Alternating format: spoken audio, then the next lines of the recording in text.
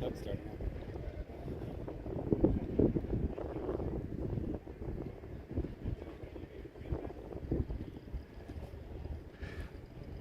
Welcome everybody to the Planes of Fame Air Museum out at Chino, California. We're gonna wait for the chat to catch up here. I think we should be, here we go. I think we see some things. All right, everybody. Hello. Welcome, welcome to the Planes of Fame Air Museum. Hello. It's gonna be a little bit different stream today. You know, we're normally at Disney or other theme parks, but we're doing a different type of tourist attraction today.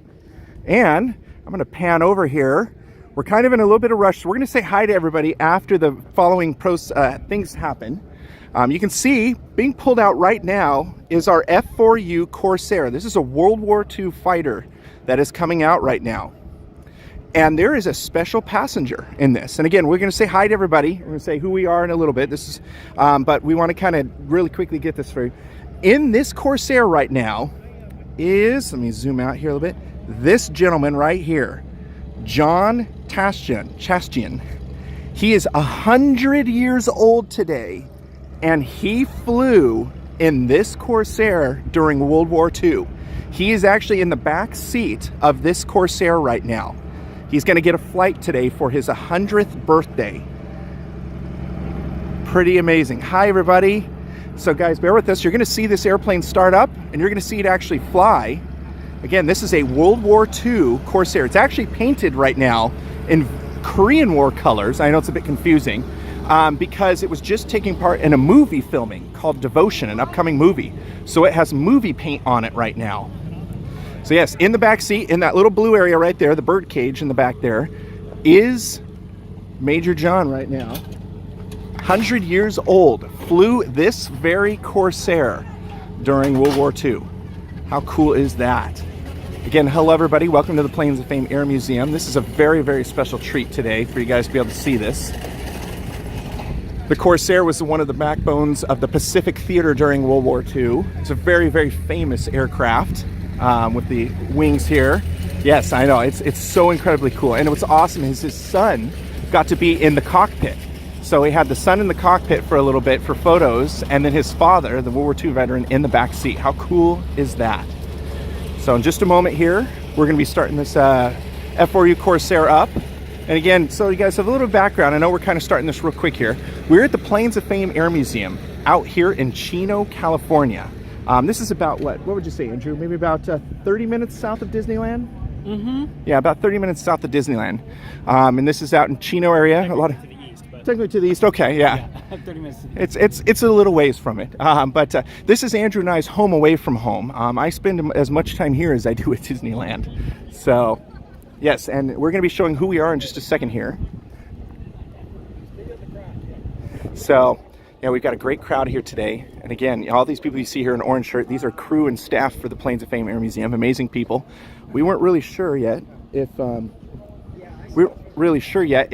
he was going to be able to get into the Corsair. But amazingly, even at 100 years old, they were able to get him into the Corsair. Here we go.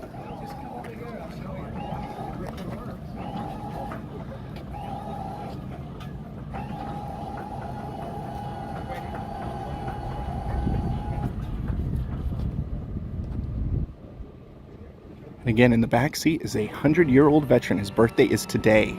He flew this Corsair during World War II. This exact Corsair. He actually has his logbook that has this very Corsair in it.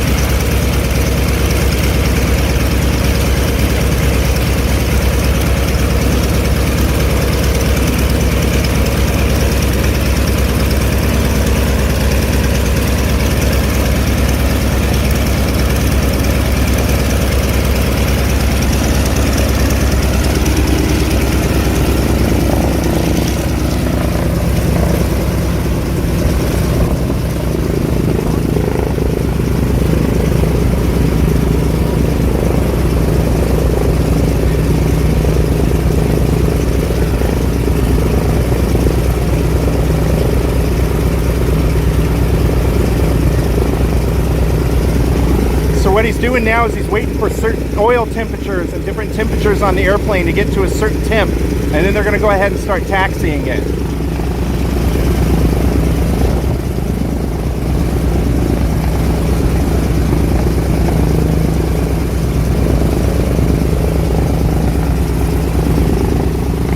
This Corsair is a combat veteran.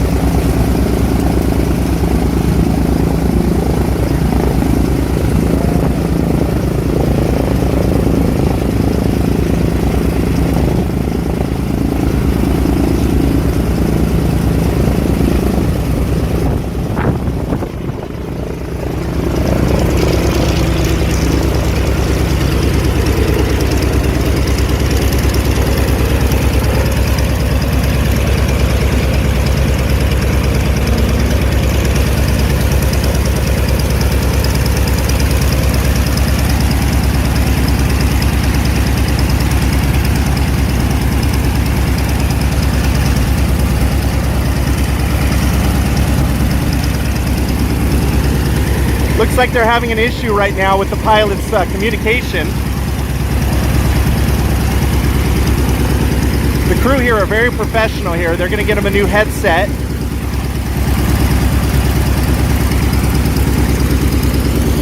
I don't know how well you guys can hear me right now over the sound of the Corsair. Here, I'm going to back up a little bit so maybe you can hear a little better.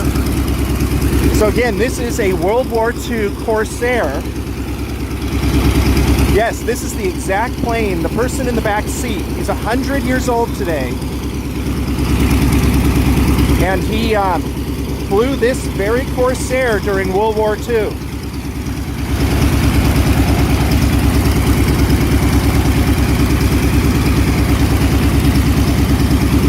They should be launching the Corsair soon here. This is a Navy fighter. Okay, good. You guys can hear me good. Good. Yeah, so this is a Navy fighter. If you look, here, I'm going to zoom in here, turn off the chat. Right there by the tail wheel. Oh, here we go.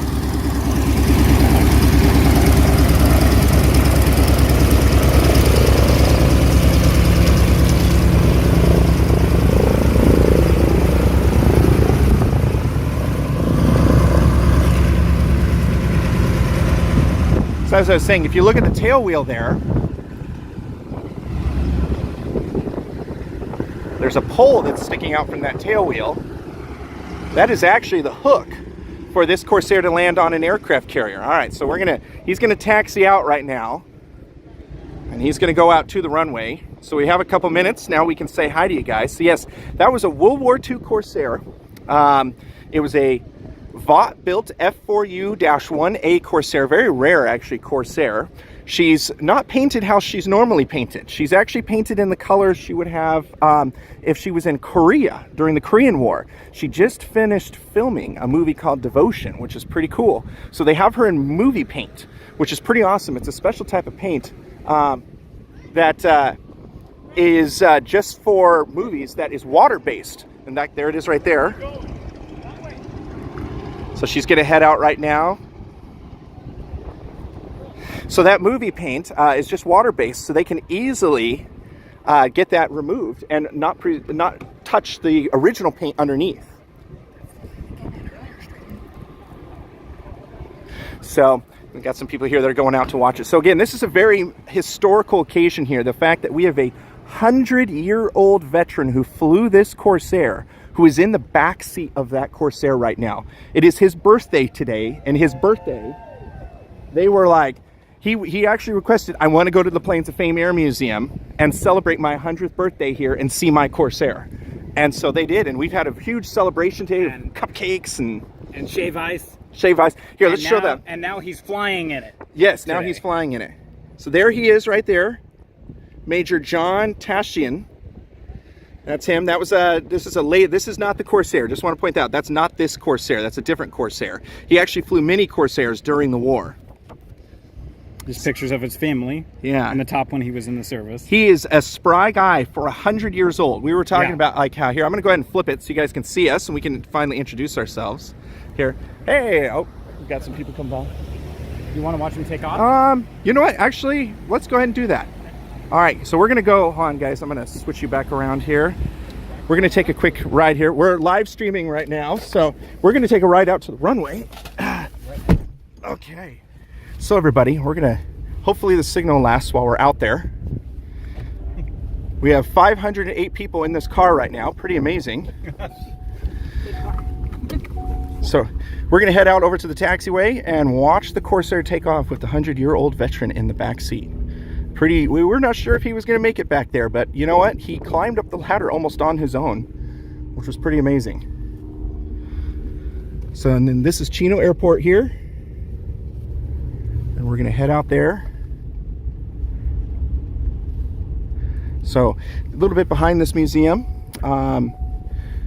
This museum was founded by Ed Maloney. He started collecting junked warplanes that were kind of out in junkyards and being scrapped and all of that, and started a collection saying, you know, these airplanes have value, these ex-World War II aircraft, and basically grew into a museum. And so it is currently housed here at Chino Airport in California. And we're heading out to the ramp right now.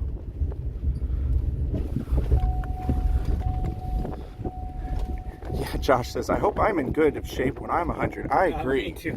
Yeah. Especially like that. That's absolutely incredible. All right. We're going to be getting out here just a minute. Yeah, it's about 30 minutes from Disneyland. There you go. So look at the airport here. We're going to get out in just a second. Watch it take off.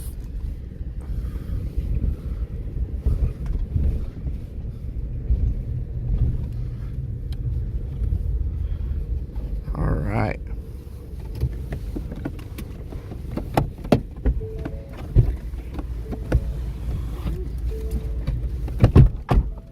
Okay. Here we go.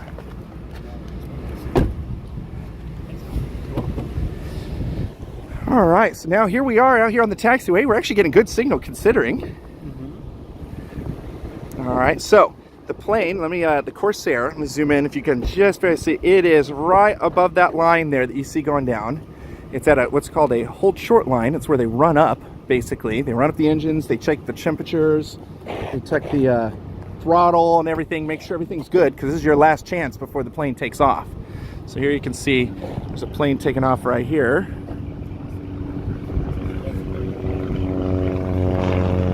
So it's going to look like that when he takes off here in just a second. As soon as tower gives him clearance. Don't go past that whole short line. Yes, so this line, for those of you who don't know airport terminology here, this line is the line of death.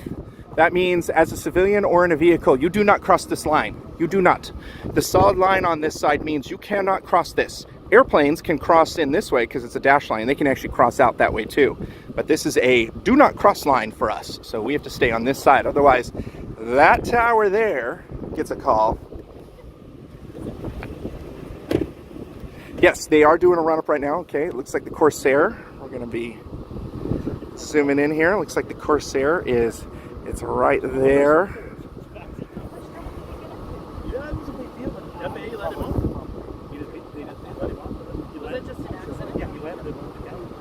So there we go. He's taxiing out. I'm sorry I'm not reading the comments right now, everybody. Yeah, you should though. Like you're driving. So should be taken to the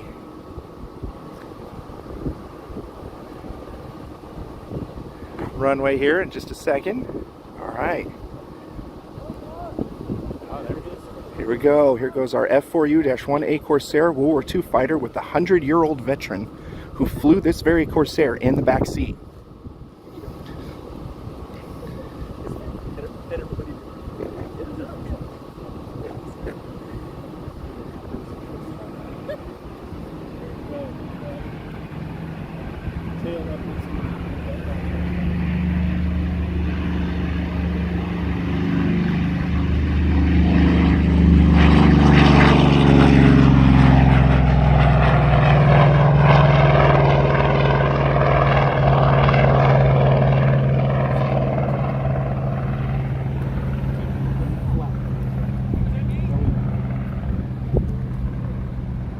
go. That was the Corsair taking off.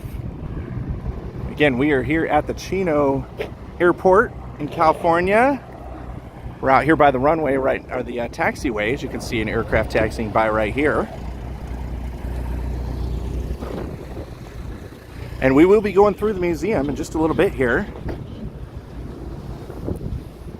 So it's kind of hard to see the Corsair right now, but again, we have his birthdays today. The 100-year-old veteran is in the back seat of the Corsair right now. Kind of see it's that speck right up there.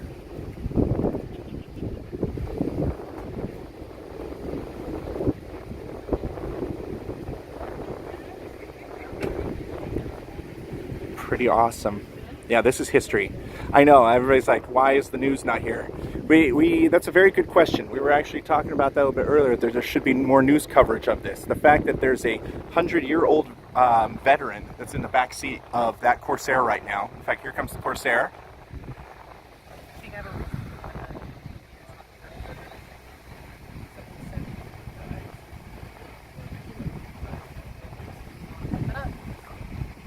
All right, here it comes over the tower. Yes, we keep these engines in tip-top shape. I would say these warbirds here are more safe than your standard airliner. That's how much work they put into these.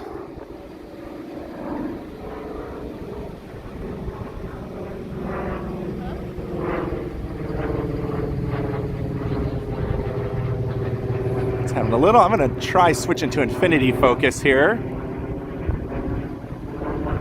It's really hard to keep the gimbal steady here. Let's see. Manual focus. There we go. Focus to infinity. Hopefully that makes it so although it seems a little softer now. Yeah, I'm going to change it back actually. Yeah, that actually is sharper and continuous. Yeah, it's good weather. It's just a little warm. Hey, Jenna. And Jenna will be streaming a little bit later today. She's going to be streaming at 7 p.m. Eastern time from a Disney resort. So you're going to get some fun history for this first stream. And then when Jenna goes, you're going to actually see some Disney. Yeah, so you get both. Yeah. And I see Dad Resort TV 1 is on there. Hello, Dad. I think Mom popped on too, probably. That's awesome. So a little bit of history while we're out here watching the Corsair fly around.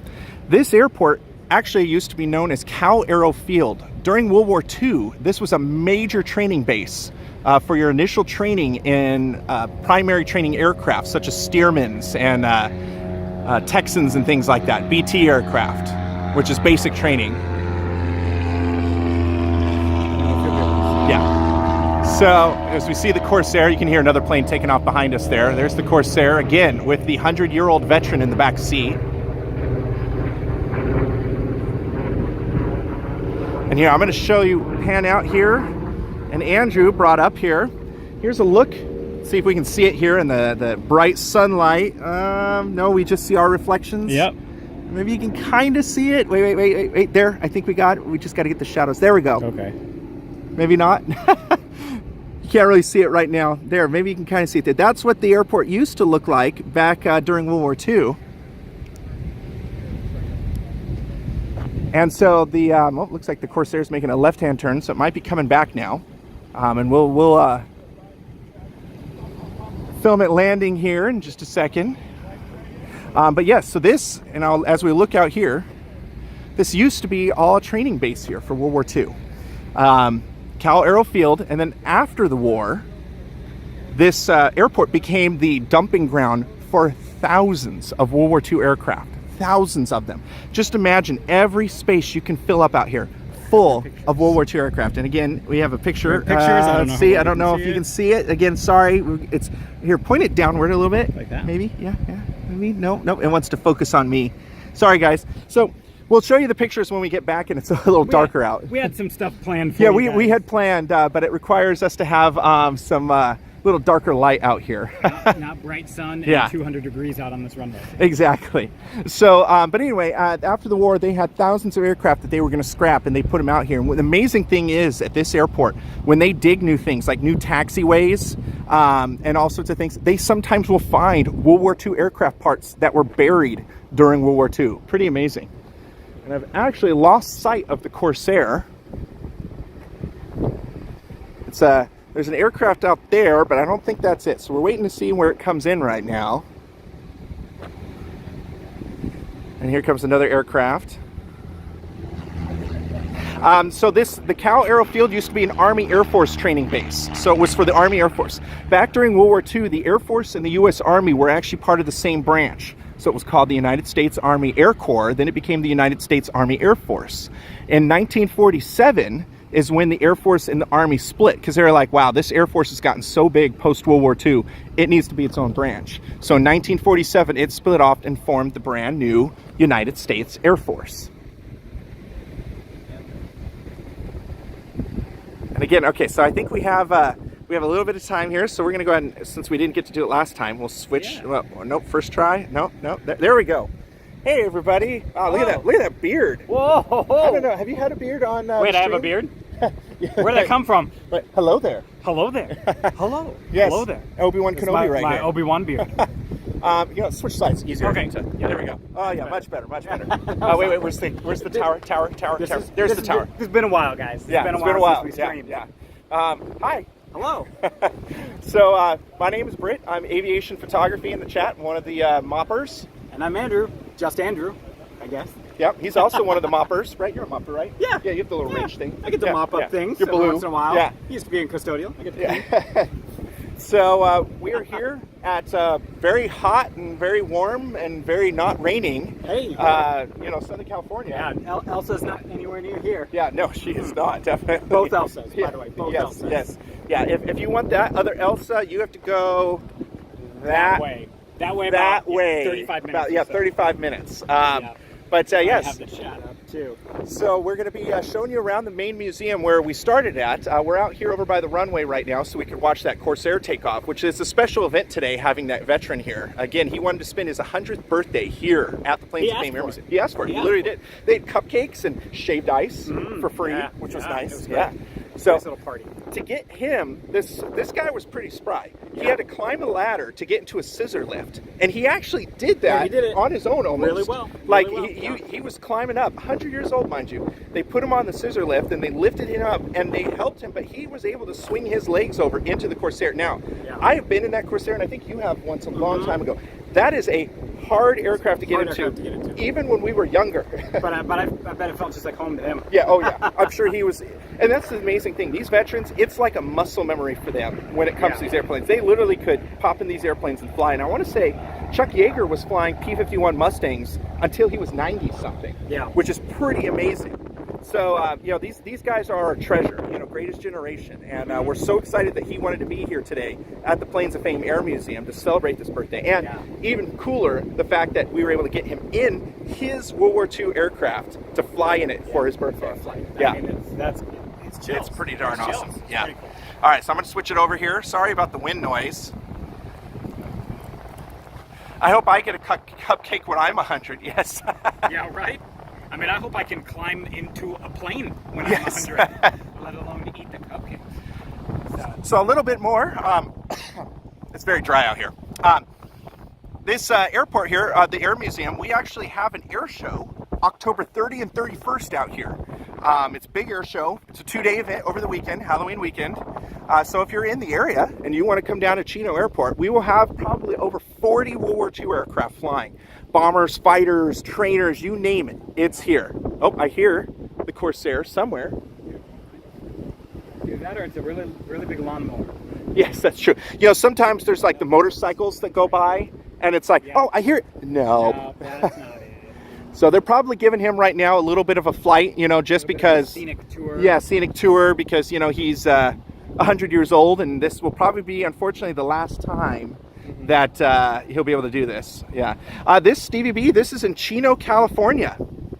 I'm sorry, Ashley, I know you've been asking if we can meet the pilot. Are you talking about the veteran? I'm not sure if we're going to be able to meet him when he gets back. He's probably going to be pretty tired after this. This was, 100 years old. You guys, and surrounded by a lot of other people that are already here, too. Exactly, yeah. And he's been taking pictures with people and all of that. So, but hey, like we were saying, if only we could be as spry as him. And if you guys want to see a picture of him now, I posted it on the Planes of Fame Facebook page. So look up Planes of Fame Air Museum, and you can actually see photos I took of him just about 2 hours ago when he was initially here and they were doing the celebration. So yes, and we're at Chino Airport, which is home of the Planes of Fame Air Museum, one of 2 actual aviation museums that are here, which is pretty cool. You also have Yanks Air Museum that's also here.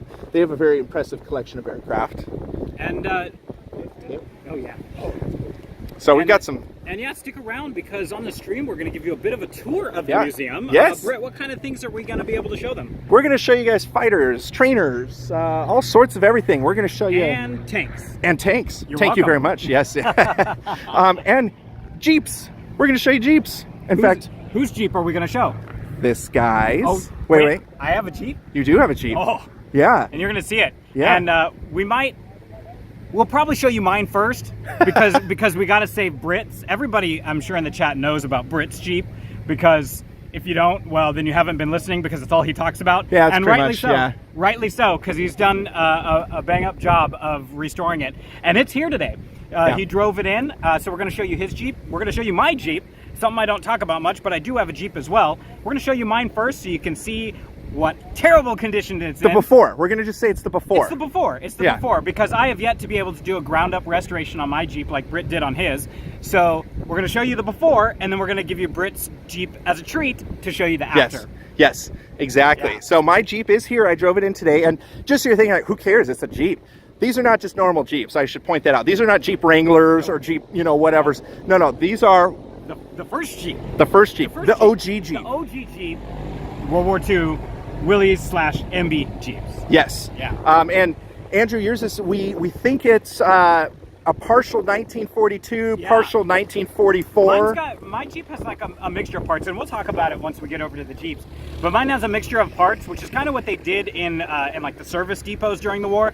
You would just get parts of Jeeps, and if something broke, you just put a new part on it. But you wouldn't really look at the part and make sure that it belonged to that Jeep or belonged, whether it was Ford or not. An engine is an engine is an engine. Yep. You just took whatever. Yep. And a seat is a seat, as long as you can bolt it in. So my Jeep actually has a bunch of different parts on it, whereas Britt's Jeep is all complete, all Ford parts all the time, and we'll point that out to you as well. And so you might be saying, Ford? What? A Ford Jeep? That's true, yes. Because Willys, who was the original kind of manufacturer of it, couldn't quite keep up with the demand that the government wanted. So the government went to Ford and said, hey, you're going to build Jeeps now. We need more. Yeah, now, Ford had a hand in designing the Jeep originally, because the original idea was there was a call that was put out to different auto manufacturers that they wanted a low-to-the-ground reconnaissance vehicle, just a small little reconnaissance vehicle.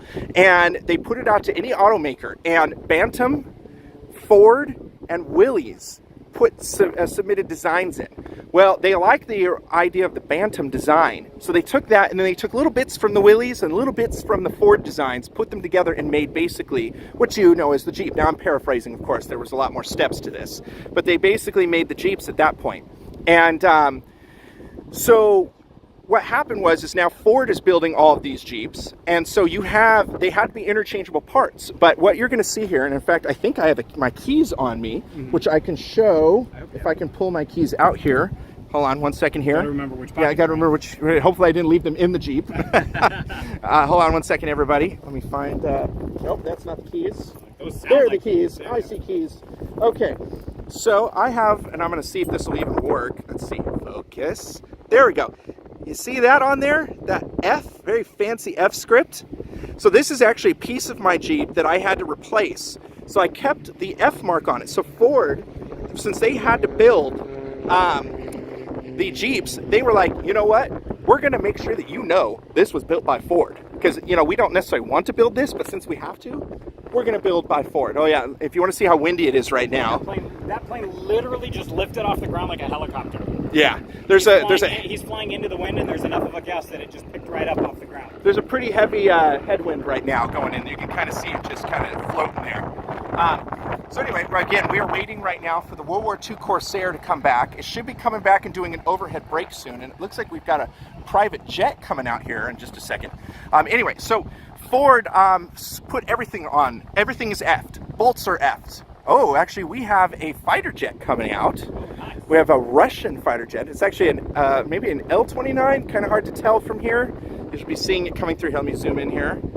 This is, there's a lot of flight schools here at Chino Airport.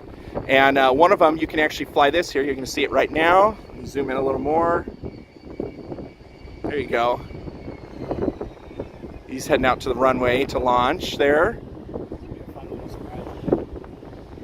So anyway, so Ford, and I'm sorry that I'm not reading the comments right now, but yeah, so Ford basically said we're going to stamp everything, and literally bolts are stamped, paper gaskets are stamped, literally anything they can put an F on, they put an F on. It's pretty amazing. Just Theo says the Jeep that Jimmy Fallon drove in Band of Brothers was pushed by stagehands because the scene was so short they didn't want to take the time to teach him how to drive it. Oh my gosh, I did not know that, just Theo. That's pretty awesome. That's great. That's great. Now, well, luckily for Britt, I had the opportunity of somewhat teaching Britt. He learned a lot on his own, but teaching Britt how to drive stick. Britt used YouTube to learn how to drive a stick, and now he's pretty good at it. So if Britt can do it, you can do it too. Yes, I completely agree. It's actually a lot of fun to Oh, here comes the Corsair. Corsair. We're going to let you enjoy the sound here.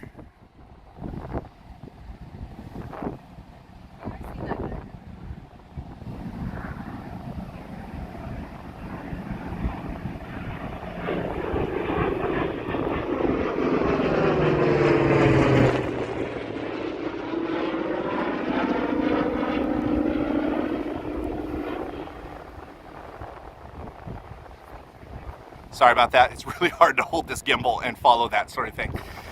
So that was what's called an overhead brake. Now, it's not as dramatic as they normally do, probably because they have the 100-year-old veteran in the back seat and they don't want to press him against the side of the airplane.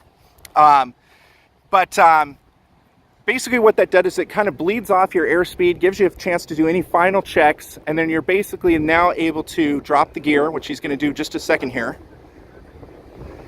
And he's going to come in for a... See, is that right traffic into Chino Airport. So he's talking right now at the tower, getting clearance to land. There goes the gear. Not that you can see it all that well, but the gear is down.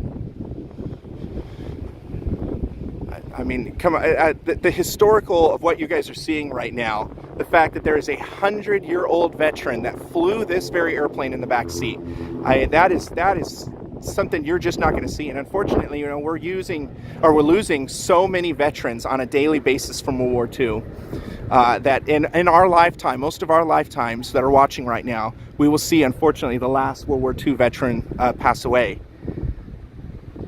So, you know, we got to cherish these guys. They're greatest generation, amazing guys. You know, they jumped to it and they did it. And one of the amazing things and sad things as well is the patriotism and the wanting to fight after the attack on Pearl Harbor in 1941 was so much so. There are stories of, unfortunately, people who committed suicide because they couldn't join.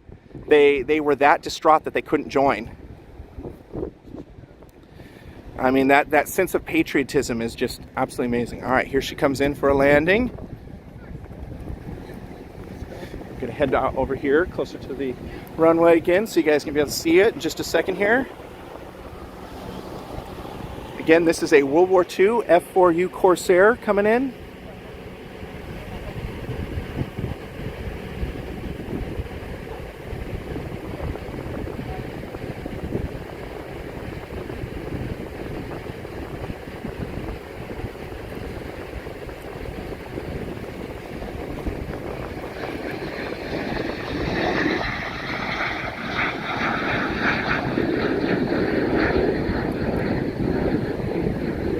It looks like the propeller stopped, but it's not. That's just how the camera works.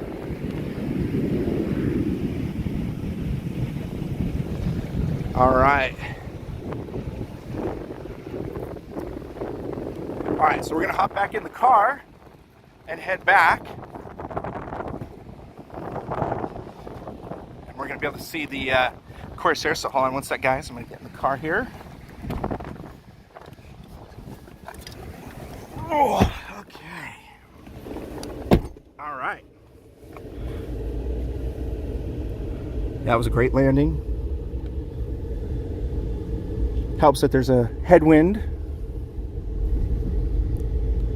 There's a German observation plane called the Storch. And on a headwind like that, you can pretty much fly that to a standstill, hover over the ground. We always joke that the storage goes so slow you could take it down for rock.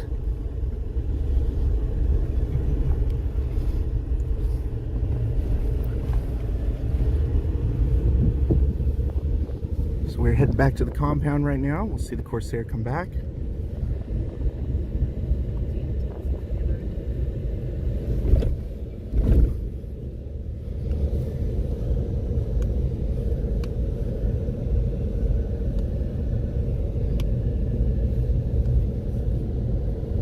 Yes, the amazing volunteers at the Plains of Fame Air Museum, they are great. The staff, the maintenance crew, volunteers, docents at the museum. If you come out to the Air Museum, which is, by the way, open from Wednesday through Sunday from 10 a.m. to 4 p.m., you can actually see all the aircraft we're going to be showing you today. And on top of that, if you want to have some history like we're giving you today, you can talk with the docents who will be more than happy to give you a tour of the museum.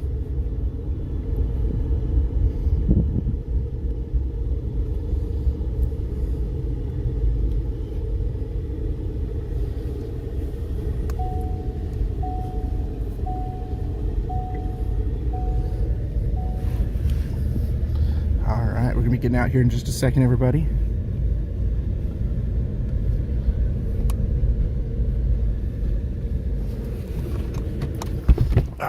Thanks for the ride. All right, we are back here at the museum. Going to reset the stabilizer. There we go. And any second now, we should be having the Corsair come back. Here it comes.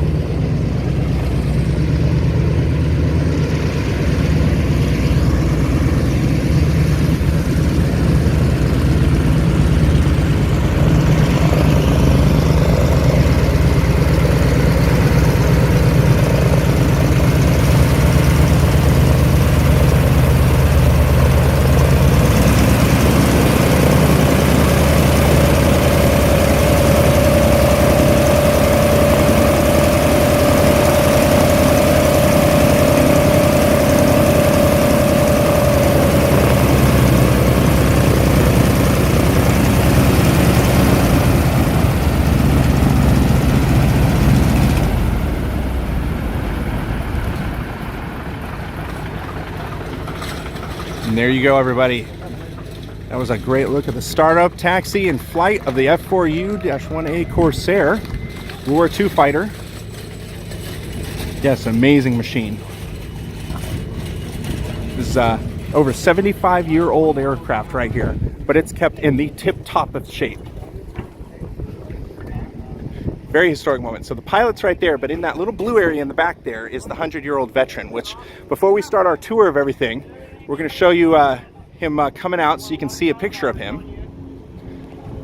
Give him a water bottle. Again, he flew this airplane. I mean, think about that. He actually flew this airplane. How many people, World War II veterans, are getting able to fly their very own airplane from World War II? I mean, that is quite the sight. Well, was it like you remember? Was it like you remember?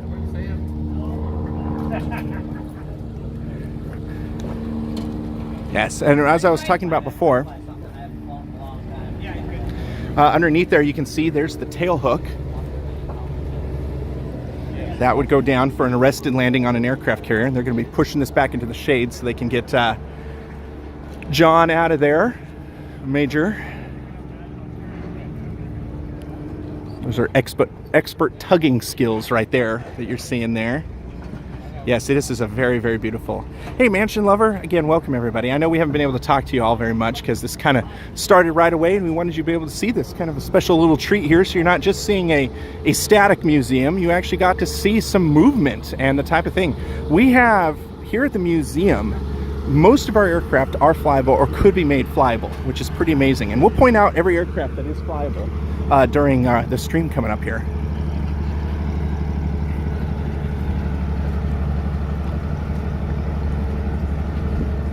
Yeah, and Josh said, yeah, the pilot was asking him if it was like he remembered. And I think he said it was a little different because he's actually sitting in the back seat. Now, you may be wondering, how are they getting 2 people in there? Well, usually behind the pilot during World War II were these massive radios that they would have in there for, you know, radio communication and all that. Well, after the war, modern technology, we're able to take those massive radios out and it becomes an empty area. So we're able to put a seat back there in a lot of our aircraft, including the P-51s and things like that. And so we're able to put somebody in the back. And hey, Dale, I'm sorry I didn't get to say hello earlier, but hello, Dale. That's Jenna's husband, Dale, is here.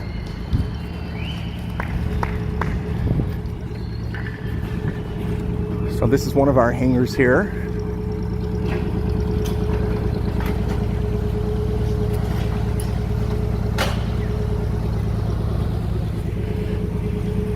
So it's going to be a bit of a process getting him out now. They're going to actually get a scissor lift over there.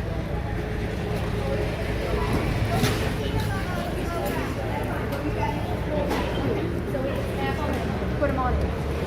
All right, so you're going to see him pop out here in just a second. Okay. Well, he's used to it. Pretty cool. I'm sitting right next to a P-40 Warhawk here.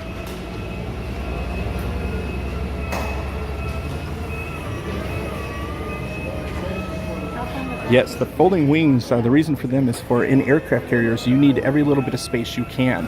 So most, even to today, our modern aircraft will actually have folding wings for this very reason, so they can pack more of them in there.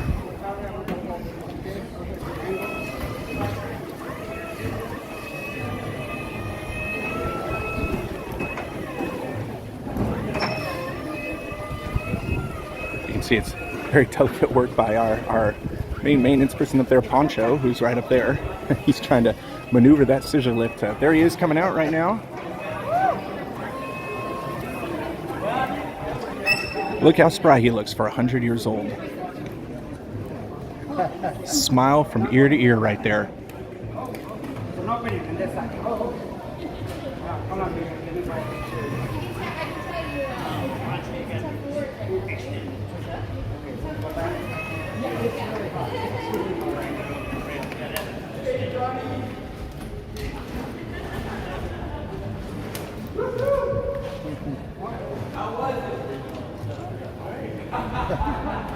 Excuse me. How are you? There he is! Woo!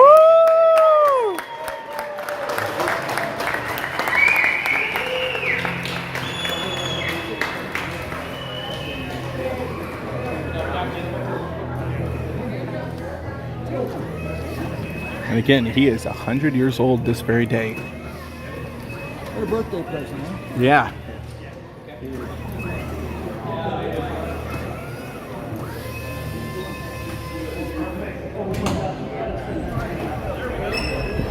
Yeah, he's getting himself up on his own.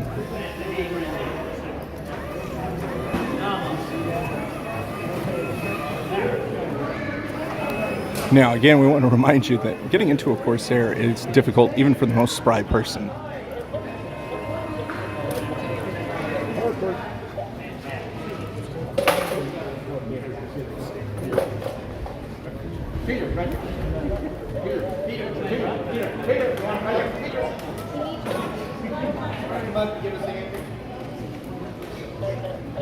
So the person who's getting up right there in the white hat, that is his son.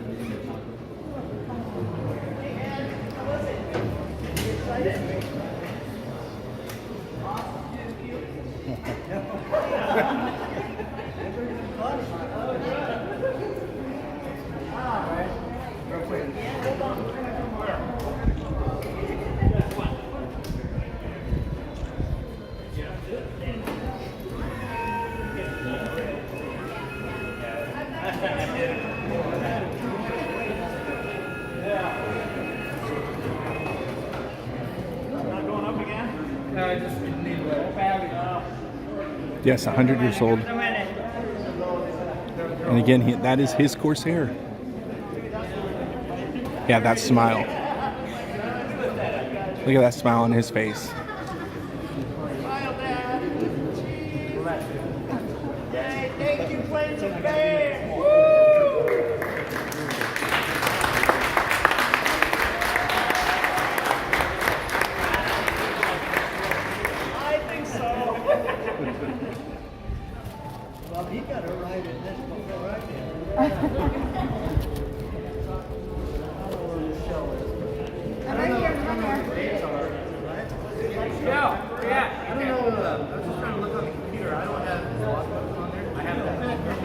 So again, hey Andrew, do you have that flyer still? Yeah. Okay. Oh, thank you. So again, here's what he looked like when he was just a little more sprier than he is now. So pretty, and that's not this Corsair. This is a different Corsair he was with. Thank you.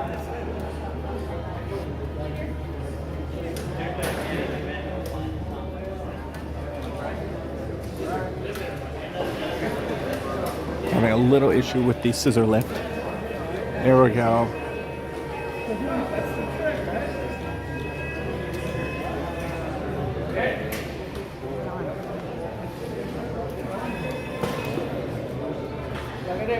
All right. There we go. They're going to help him out. But look at that. He was able to lift his foot all by himself. I'm just amazed. Hey, everybody. All right. He's coming out. A lot of care going into. Yeah, 100 years old. He is more than spry. That is very true.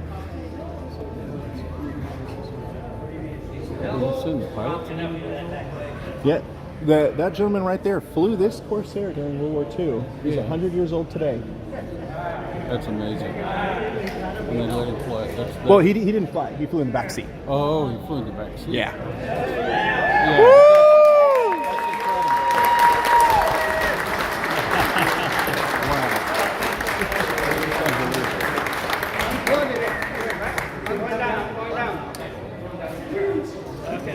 Unplug it. Unplug it. Yeah.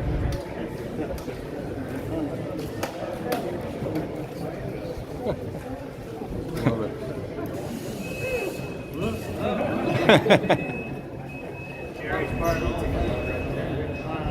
All right.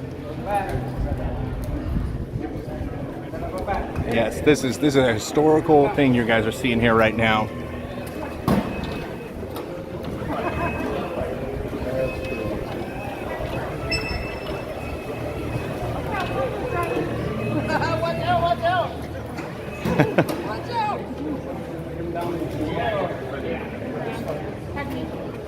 Watch out, Frank. Yeah. Turn around. Turn around behind you. Turn around. Yeah, it's true. The ride down is rougher than plane. But here we go. They're going to get him down on a ladder, and he's able to do it. It's pretty amazing.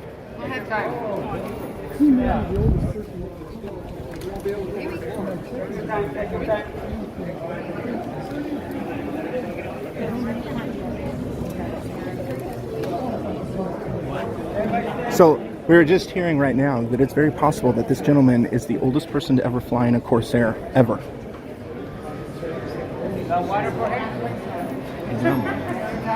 Even though they're helping him, he's getting his way down, slowly but surely, on his own with the ladder there.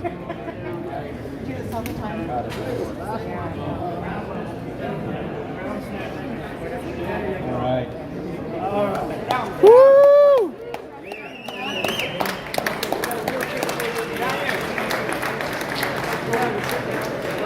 Watch his arm.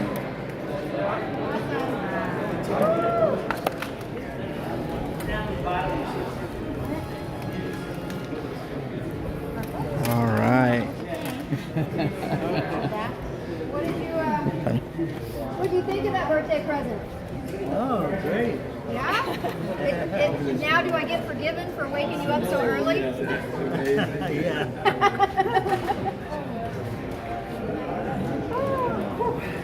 100-year-old flyboy.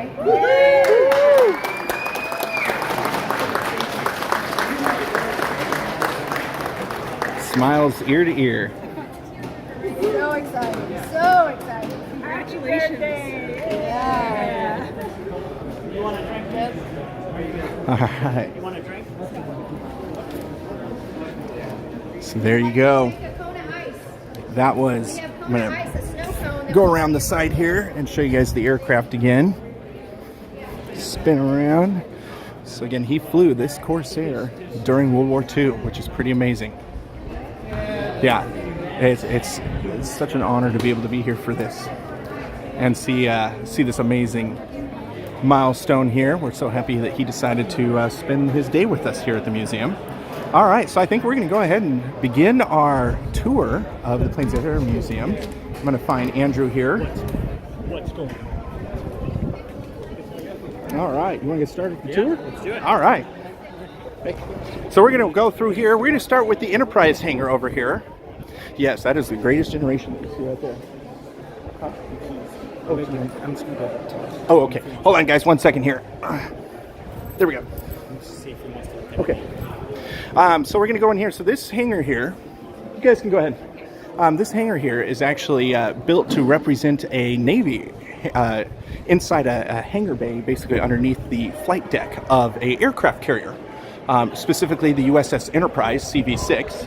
And of course, I thought it was fitting, considering that the Corsair you just watched was Navy, that we go in here and take a look at this. So we're going to go ahead and walk in here first. And now you're going to see some incredibly rare aircraft here. This aircraft right here, we're going to start with this. This is actually a post-war aircraft. This is a Sky Raider, very big aircraft. And here, let me show you a little view here and just how it looks like an aircraft carrier inside here. We've got all sorts of different memorabilia from the Big E, the USS Enterprise. Different articles of things signed, clothing, uniforms. Oops, it's got some.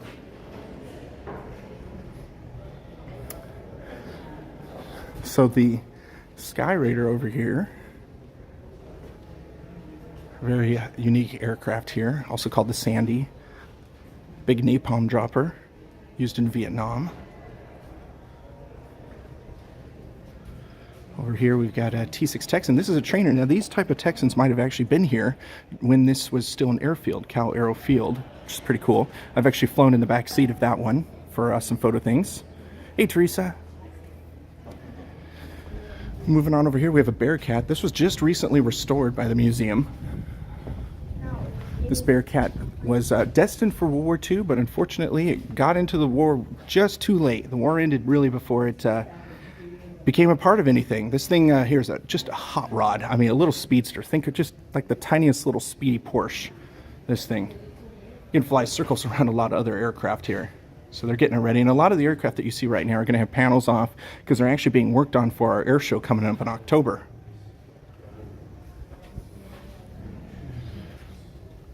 Over here we have the FR-1 Fireball.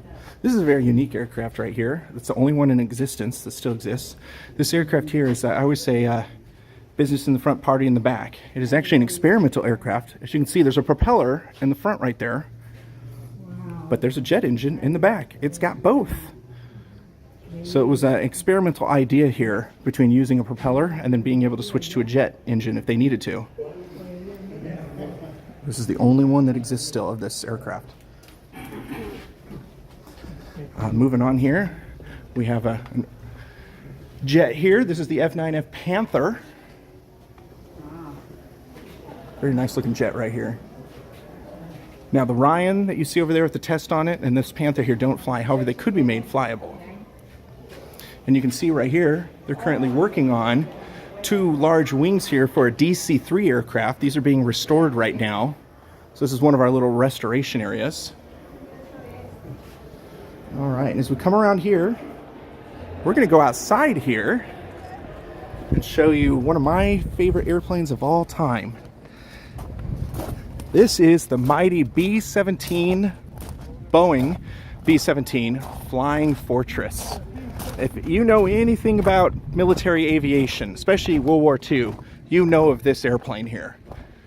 This is an authentic B-17. It's undergoing long-term restoration. Come around to the front here.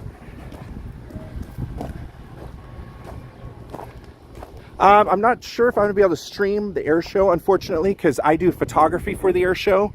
So I am pretty much constantly taking photos during our show.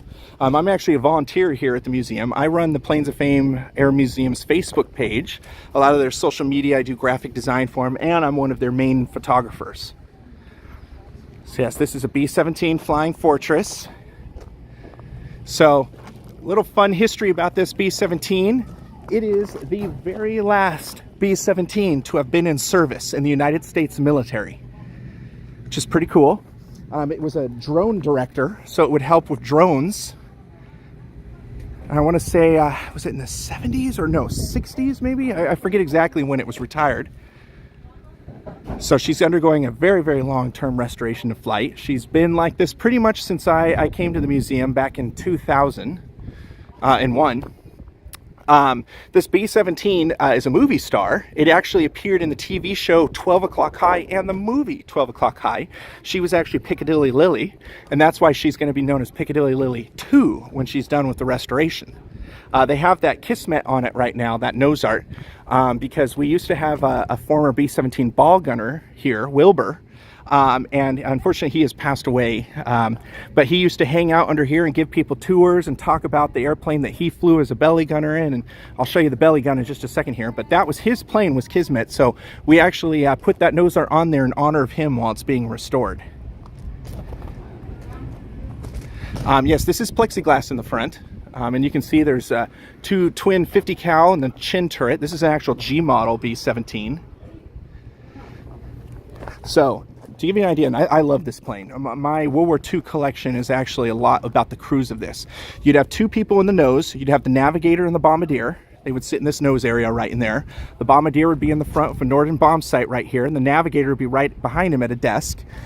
We don't have a gun coming out of it right now, but there'd be usually a gun coming out of there, and that would be for the navigator to use. The bombardier would use the chin turret, and it was a remote that he would use to actually turn the chin turret. Up there, you would have the two pilots, the pilot and the co-pilot, and usually right behind it, you have the radio guy, radio man, who would often man that top turret you see up top. Hey, Sandy. In the area just behind the pilots, which here, let's go underneath here. You can kind of see in the bomb bay here. Oh. So now we're in the bomb bay. Your little friend, you want to take a picture with your friend or no? Yeah. So you can see some of the bombs coming up here. Some people. So you can see here the precarious little catwalk they had. Let me make sure I'm zoomed all the way out here. Yeah, so this is see this very precarious little catwalk. Now, that safety wire you see up there that they're holding on to as they're walking across, that wasn't there during World War II.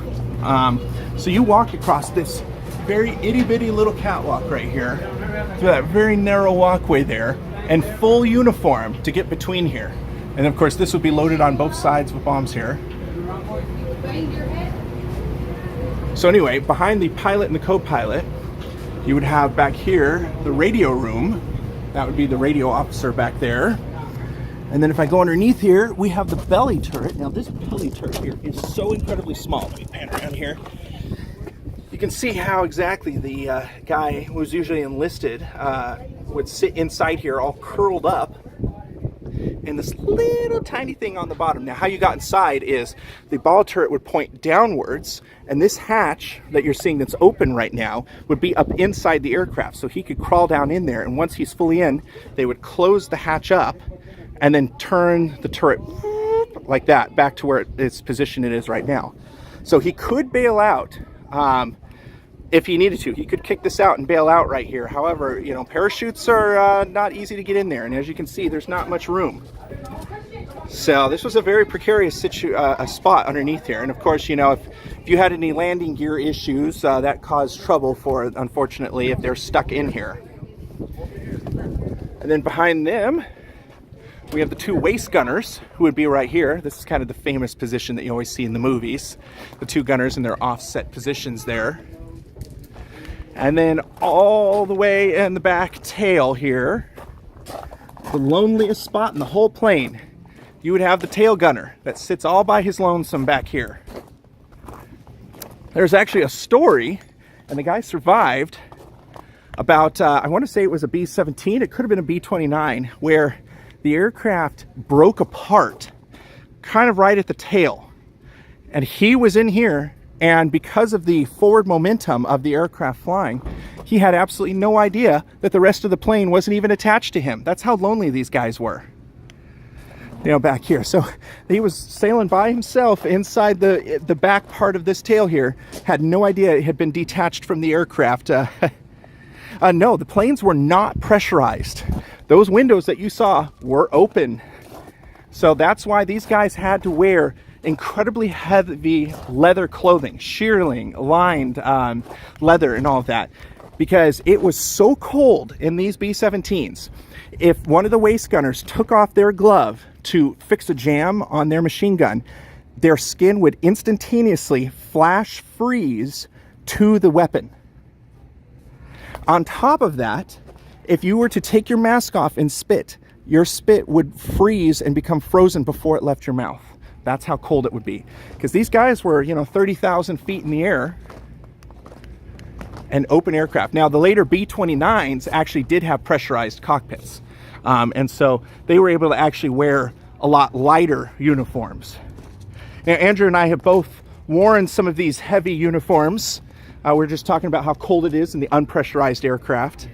Now, your B-3 and all that. Show the stuff right yeah, inside. we'll show that. So you've worn a B-3 and some of the gear and all of that. I don't think you've done a full crew member for a B-17 in the reenactment at all, but you've gone close to it. How's it feel in California weather? It's hot. It's hot? I mean, you're sweating before you even get in the plane. Yeah. So I mean, of course, that was mainly for, I'm sure they were sweating when they were getting into their plane in Europe, and it wasn't until they were at, 30,000 feet that they, that they cooled off a little bit. Yeah. Here, let's go pop inside the B-17 real quick and take a peek. And yes, again, this is a movie veteran here, having been in 12 O'Clock High, the TV show and the movie. So here, we're going to go pop in here. Okay, this is going to be a tight fit, so bear with me here as I try not to slam my head. Ugh. All right. So we are inside the B-17 Flying Fortress here.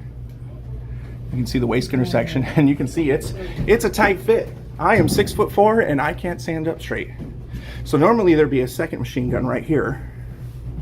See, at 30,000 feet, the air temp is about negative 60 degrees. Yeah, that sounds about right, Brad. Oh, so let's move along here. This is the general armament of most aircraft during World War II. This is an A&M2 50 caliber machine gun right here. And you can see here all the links here that go up into the wooden ammo crate here. So literally, this was your view. You would spin this around and wait for a German aircraft to come at you. Whew. And to further talk about how cold it was, these are littered throughout the aircraft. These are actually plug-in ports for the heated flight suits that they would have. Now, the early ones were called F1 Blue Bunnies because they were bright blue. Those, you would basically plug them in, and they're just like your heated mattresses. They have coils that run through them, and those would heat up with the electricity in it and then heat you up.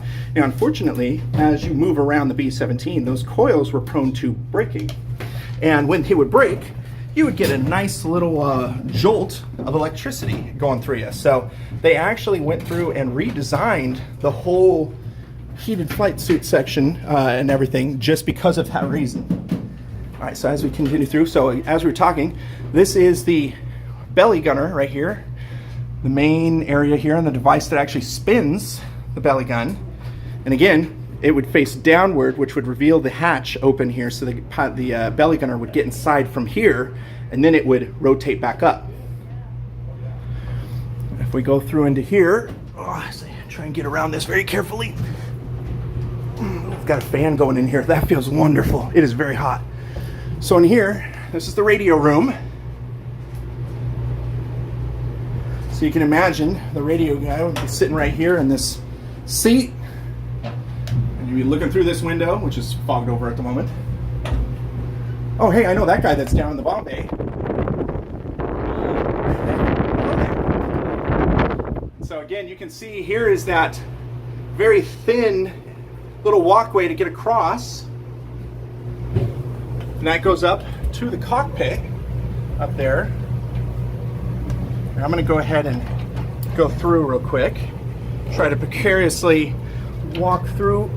You're going to hear me grunting as I try and carefully, as you can see here at my foot, this is basically a foot's width. I'll catch you. Yeah, you're going to. And, if you fell, and again, they didn't have these rope lines to hold here. If you fell onto the bomb bay doors that were closed, those were not strong enough to hold your weight. So you're a long fall. And then looking up here, there is the cockpit up there. I'm gonna try and squeeze through. Okay. There's the cockpit up there for the pilot and co-pilot. As you can see, it's missing a lot of dials right now because this whole plane is under restoration. You can see they're installing a top turret. And then, below them there, you go down underneath that little area between the pilot and the co-pilot seat, and that takes you up to the nose for the bombardier and the navigator. Here, Andrew, I'm gonna hand you my camera. It's easier to get through here without my camera. Hold on, everybody. Ugh, handing Andrew my camera. There we go. All right, now I'm gonna try and get myself out of this very tight spot. Okay. And there we go. I'll just get it from you when I get out. Oh. Andrew's waving goodbye. Hang out over the bomb. Okay. All right. Put that back on. There we go. So there's a look. Yeah, it's... Whew. So, and the bombardier would actually have to come in here to arm the bombs. So you'd have to pull a pin in the back of each of the bombs here to actually arm them. I'm sorry, in the front of the bombs. All right, so we're going to head on out here. Pardon me. Pardon me? Ugh. All right. And then for the tail gunner, he would basically crawl around the little scoop here for the tail wheel, and he would crawl all the way back there to that lonesome seat in the distance there. Whew. All right. Can head on out. Ugh. There we go. Hey, Andrew, what's that airplane behind you? Where? There? Oh, that. Why don't you tell us a little bit about what that type of airplane is? Oh my goodness. Well, you put me on the spot and I only know a couple things. I know it's called a DC-3, which is the civilian variant, or a C-47/C-53D, which is the military variant. So it started out as a passenger plane, and so this is what passenger planes look like in the 30s and into the 40s. And they found out it was a really strong airframe and really great for hauling cargo and kicking people out the back, called paratroopers. In fact, is that a paratrooper door back there, or is that a standard door? That one looks like it also has the cargo door on the back, so it's probably a C-53, which is the military variant of the DC-3. But it's such a great airframe that the military decided to take it over and start replicating more of them, and they used them all throughout World War II. Yeah. And a lot of them still fly today, actually. If you watch, there's a show called like Alaskan Ice Pilots or something like that, and in that show they fly modified C4 or DC-3s, C-47 With turboprops, right? Yeah, they have turboprops, and they have some modifications to make them fly better and more efficiently. Yeah. But like elongated noses and turboprops, better engines, bigger engines, and that sort of thing. But they still fly those planes today. Yeah. And they're like 75, 78. And you've years flown old now. in at least 2 of them, right? I've been in at least 2 or 3 of them in the area, so I'm very anxious for this one to get restored so I can finally take a flight in that one too. There's the famous one that's near us in the Inland Empire Commemorative Air Force called D-Day Doll. D-Day. Tell us a little about D-Day Doll. So D-Day Doll is also a DC-3, and that one I believe, is that a C-53? It's a C-53D. C-53D. And, Sky Trooper. Yeah, that one actually flew missions during D-Day to drop paratroopers and or gliders. I think did it 3 tow gliders or something. I think it did. Yeah, 3 trips I believe it made on D-Day. Yeah, so and that's a pretty cool plane, and it can be found locally here in the area. It visits a lot of air shows. Typically comes to the one that's here, that will be happening here, so you get to see that one fly. And so it's pretty cool to be able to be in a warbird like that one. And that one's pretty cool. I did take a flight on that one, and the cool thing about that one is I flew on that one. D-Day Doll he's talking about. Yeah, I flew on D-Day Doll on D-Day on June 6th. June 6th and 7th, as it was a part of an air show, and we actually got to go up in that plane, and I was fully kitted out in my airborne impression, 82nd Airborne impression from World War II. With most of the stuff was original gear, and then some of it was reproduction gear. But I was able to take a flight on the anniversary of D-Day in a plane that flew on D-Day. That's pretty cool. It's pretty cool. And then I actually, when I went out in the 2019 to the 75th anniversary of D-Day, D-Day Doll was one of the aircraft that actually flew from here in Southern California all the way to France to participate in the flyover of the 75th anniversary. So it was great to actually see a plane that I know out there in France. But yeah, so there you go. That's a very, very famous aircraft, the DC-3. So we're excited. Oh, one of my favorite and planes. one of the, Andrew, I'm going to talk about your hat real quick. there you go. If you know the B-17, then you probably know what's on Andrew's hat, and you're very familiar with this early B-17. And this is my work hat, so I apologize if it looks kind of gross. It's my outdoor work hat. Oh, we have a super chat from Paul Karen in the UK. Says, thank you, guys. Thank you, Paul. Thank you. Excellent. Really appreciate it. Yeah. Yes, so the Memphis Belle, it holds the record of being technically the first aircraft to complete, 25 missions, and they got to go home. Now, it's actually, there's been a bit of a controversy because there's another aircraft, I believe it's Hell's Angel, that they believe might have actually done 25 missions first. But the Belle kind of got the fame for it. And so after the 25 missions, originally in the early part of World War II, you only had to do 25 missions. After that, you could go home. You were done with your service. Now they changed that, and it ended up being closer to 50 missions as time went on because they were kind of really needing a lot of pilots here. So the Memphis Belle actually came back here to the States, and it flew around different parts of the States touring the country during war bond drives. All right, so let's go ahead and head back inside. Here, I'm going to hand you to Andrew, and he can just kind of look around, and I can explain things. That way I can rest my arm. Yeah, because Britt's been holding it out. Now I've got the stream. I've got the power, which means I can finally read the chat. I've been having to juggle the chat on my phone. And Literally, he's juggling it in the air. Literally juggling it. And it's actually so hot out here that my phone is like stopping. Maybe if you weren't juggling it and you just held it in your hand, Maybe. you could actually read the chat. So as we come back inside here, I'm going to point you to this display here, which shows off some of the flight gear that we were talking about. Now the reflections are a bit crazy. You can see Britt in his safety gear there. But this is the blue bunny that Britt was talking about, the electrically heated flight suit. So you can see that it plugs in there, and it's got all of these electrical coils running through it. And they wore that as one of the base layers. They wore the flight suit, and then they wore this. And then that's what kept them warm because it was not pressurized. And this is the later one. This is an actual F3 trousers. The later ones were actually two parts, a trousers and a jacket. And so as you can see, this one's a little thinner. It's not quite as thick. The coils are a little better designed in it. They're not as wiggly and all of that. Wiggly. That's a technical term. A technical term, technical military term. But yeah, but that's some of the gear. Some of the gear And that in they fact, wore. So right here, you can see another Memphis Belle thing. There we go. There's This the movie is poster. the famous movie here. Now, for those of you who've seen this movie, I love this movie, and they're on a Jeep, by the way. Yeah. I will say that, and they're wearing their blue bunnies underneath.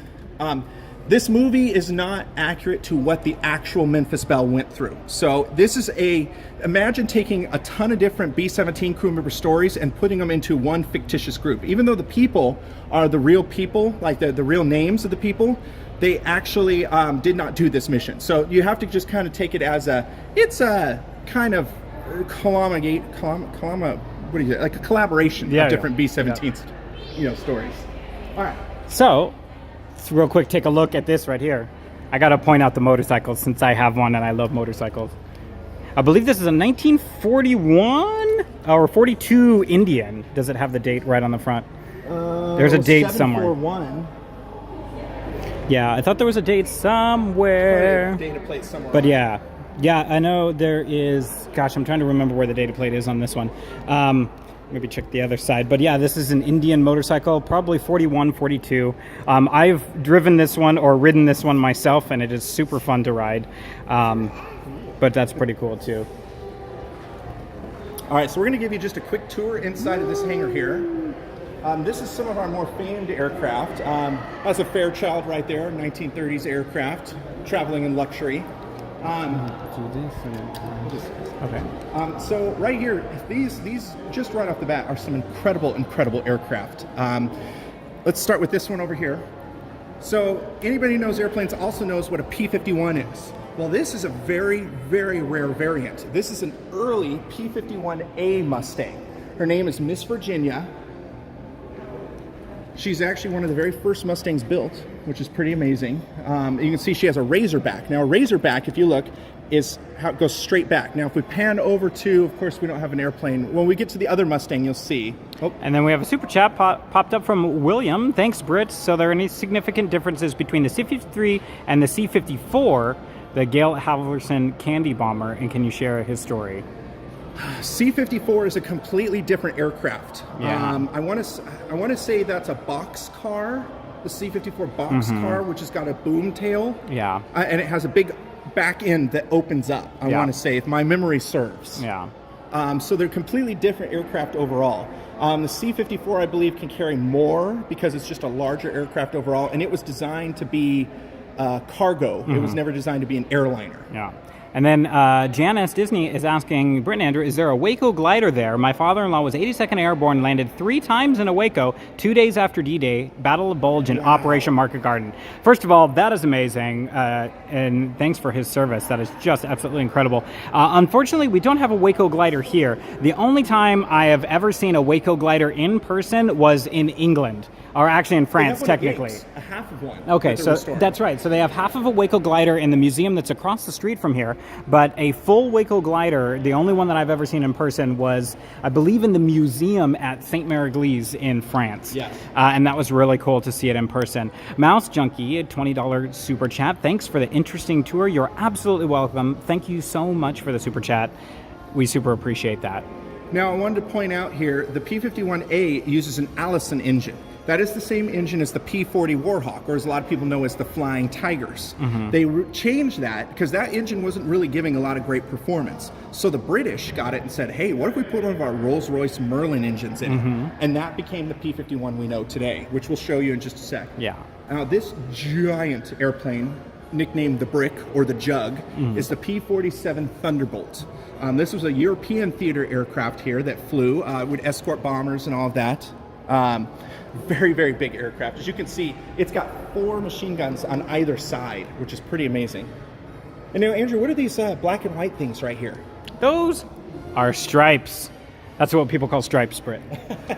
So they painted them for the D-Day invasion because, do that? well, we were flying over and some of our own guys thought that we were the bad guys. Yes. While we were flying over. So we accrued a lot of friendly fire. So we decided to make a pattern that was very distinctive. So we knew that when we flew the invasion, that these are our planes, don't shoot at them. Yeah. And so they did these D-Day invasion stripes, and there's a lot of actual great footage of invasion stripes being painted onto planes with just giant mops and brushes. Yep. Just a very slap-on job. This is very neat. Yeah, this is very neat compared to how they were done. Some of them, in World War II, if they had the time, were done well, but a lot of the times it was just throw some paint on with a mop or a giant brush and coat it with the stripes and get it out there. So Exactly. And another thing, too, with these D-Day stripes is they actually kept these for most of the war. And it was not just used by the Americans. The British adopted it as well. Most of the Allies put the D-Day stripes on there. That big, giant engine on there. I just love the shape of the P-47 there. It's just the round, Yeah. the oval front end. This is also a Razorback P-47, which we were talking about. If we come back over here, there's only 2 Razorbacks that fly in the entire world, and this is one of the 2. So you can see, once again, instead of a bubble canopy, it goes straight back, and they call that a Razorback because of that nice sharp edge there. And again, this is one of only 2, and the other Razorback that exists is actually here at this airport as well, which is pretty cool. All right, moving on here. We'll go over here. We have another naval aircraft that's out here. This is an SBD Dauntless built by Douglas.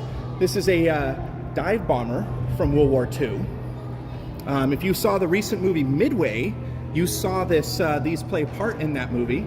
Now, typically there'd be 2 men in here. You'd have the pilot, and the guy in the back seat would have machine guns which actually fold out and point backwards.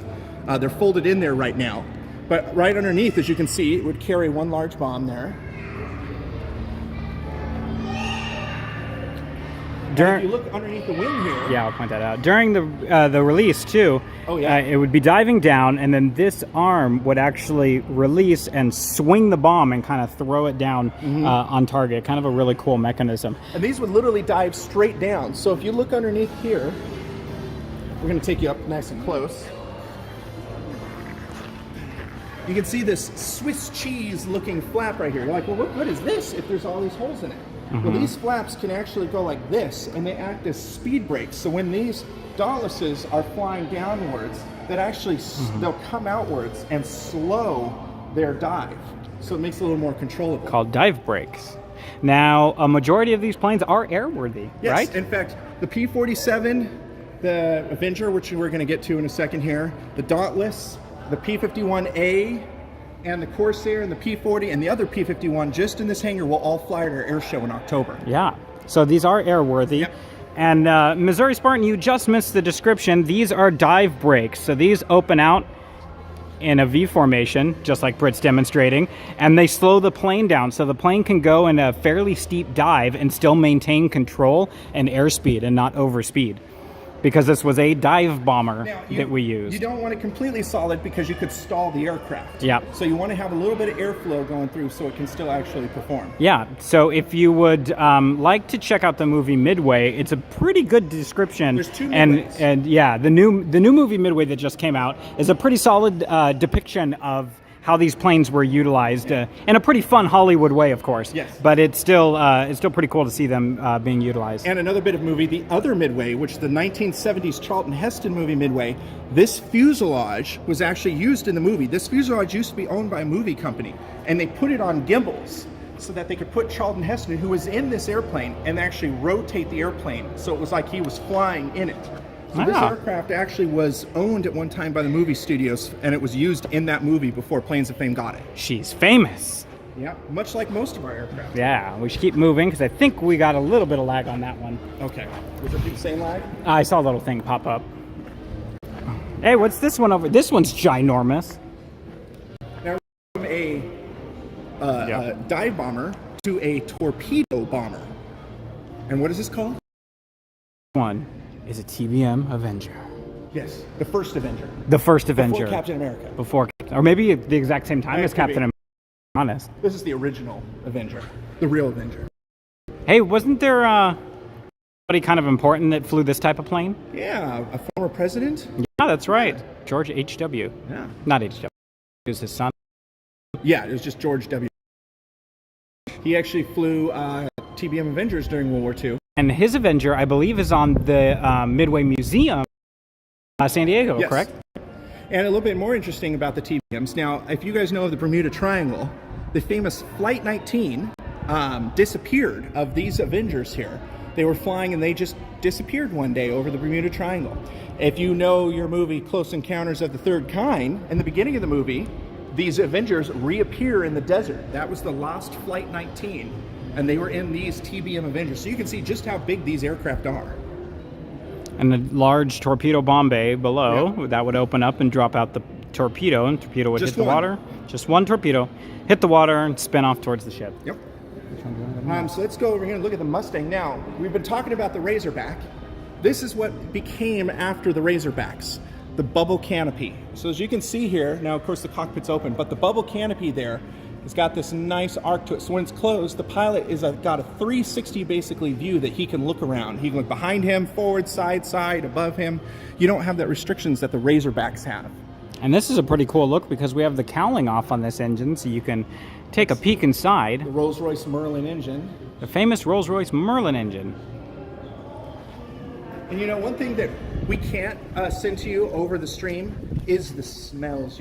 The smell of these airplanes has just a wonderful smell. Being here and being able to get this close to this much history is amazing. Now this P-51, this is a D model Mustang.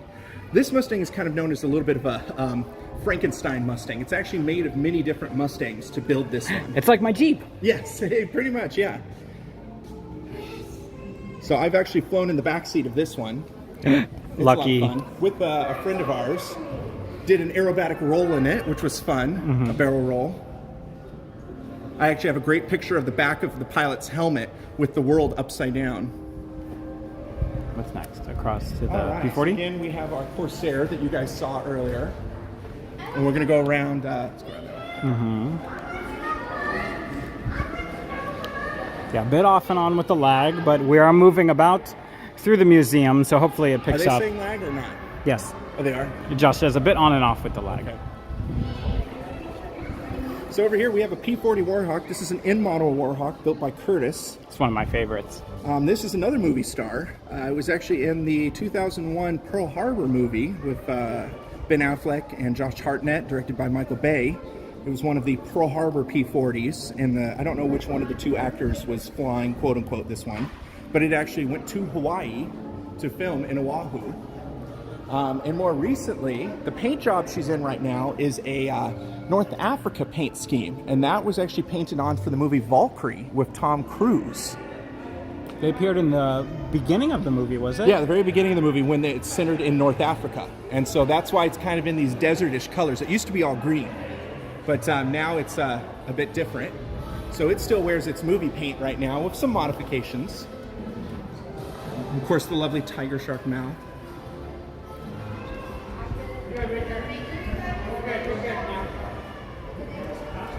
And to the Corsair, huh? All right. Here's the Corsair that we saw fly earlier. And back outside. So we got a couple aircraft. We're going to just show these real quickly here. Over there we have a Cessna that's converted to military usage to the far left. That's called a Bird Dog. That was used for observation mostly, but they also had rockets that they could put on the wings.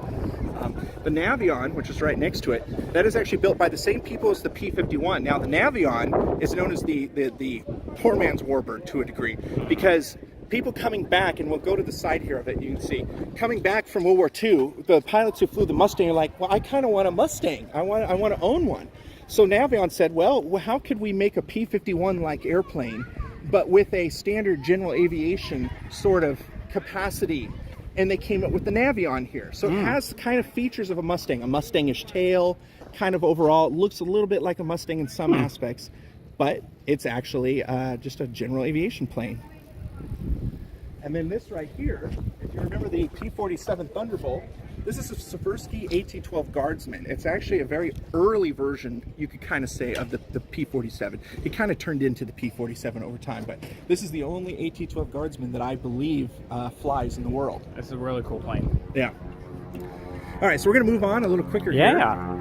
Somebody asked if they paint the tiger's mouth scheme on the planes back during World War II, or is that Hollywood? That is an actual World War II thing. They painted teeth on the front of the planes to make them look a little bit more vicious. Why don't you take them over to the jet area, and I'll join up with you in just a sec. Make it quick, because you know more than I do. Oh, why don't you show them Spam Can? So we're heading back this direction. On the right-hand side, this hangar here is our jet hangar, so we'll go in there in just a moment. But on the left is one of the more famous Mustangs that is around these parts. This is one that I have seen time and time again fly around here, called Spam Can. Now, Britt knows everything, and I know nothing, so I can't tell you a whole lot. Britt's got all this stuff stored in some part of his brain that I was not born with, because I don't have the capacity to remember a whole bunch of stats and facts. But all I know is that this is a beautiful Mustang, and it sounds gorgeous, and it flies gorgeously, and it's been flying here for ages, which is pretty cool.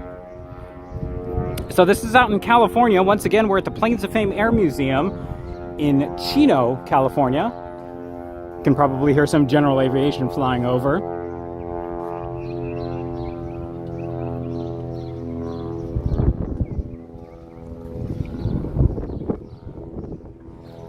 This one's also got the Rolls-Royce Merlin engine. One side is Spam Cam, the other side is Dolly.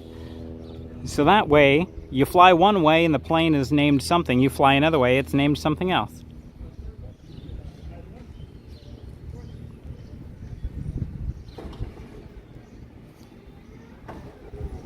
Yeah, and this one's really cool because it's still got the chrome finish, which is a heck of a process to keep clean.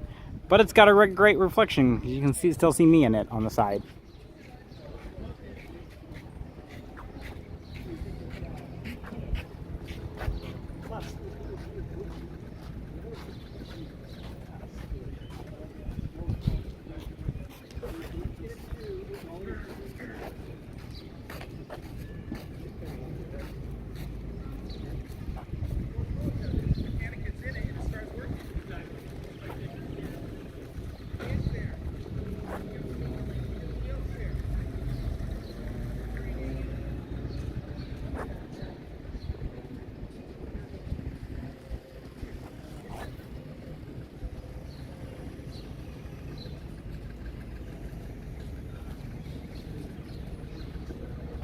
Yes, Mustangs are fantastic. If you ever get the opportunity to come out to this museum, these planes fly a lot here. And it's fantastic to hear them fly and see them fly, but mostly hear them. They make a fantastic sound. That Merlin engine screaming through the air as it flies by, whistling. It's pretty cool. There was one year that we had for this air show a bunch of Mustangs. I think we totaled out to almost 15 to 17 Mustangs that all flew overhead at the same time. It was absolutely incredible.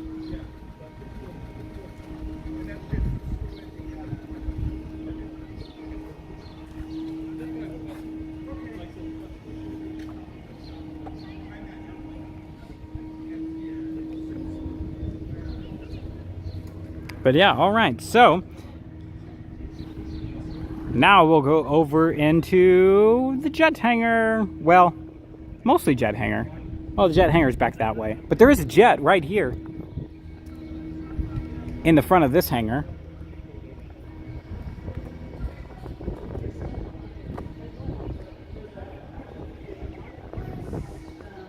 This hangar has actually changed a lot since I've been in here last.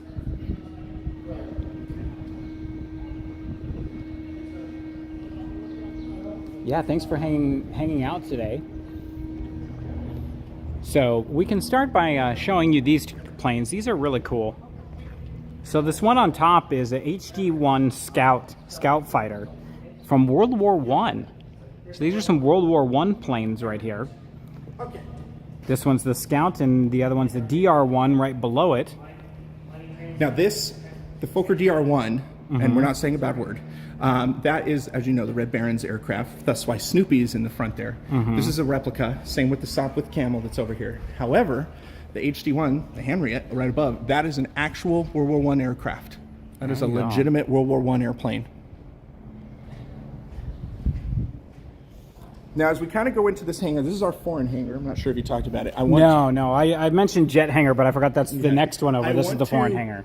Warn people ahead of time, you're going to see certain insignia of certain countries that certain people may take some offense to.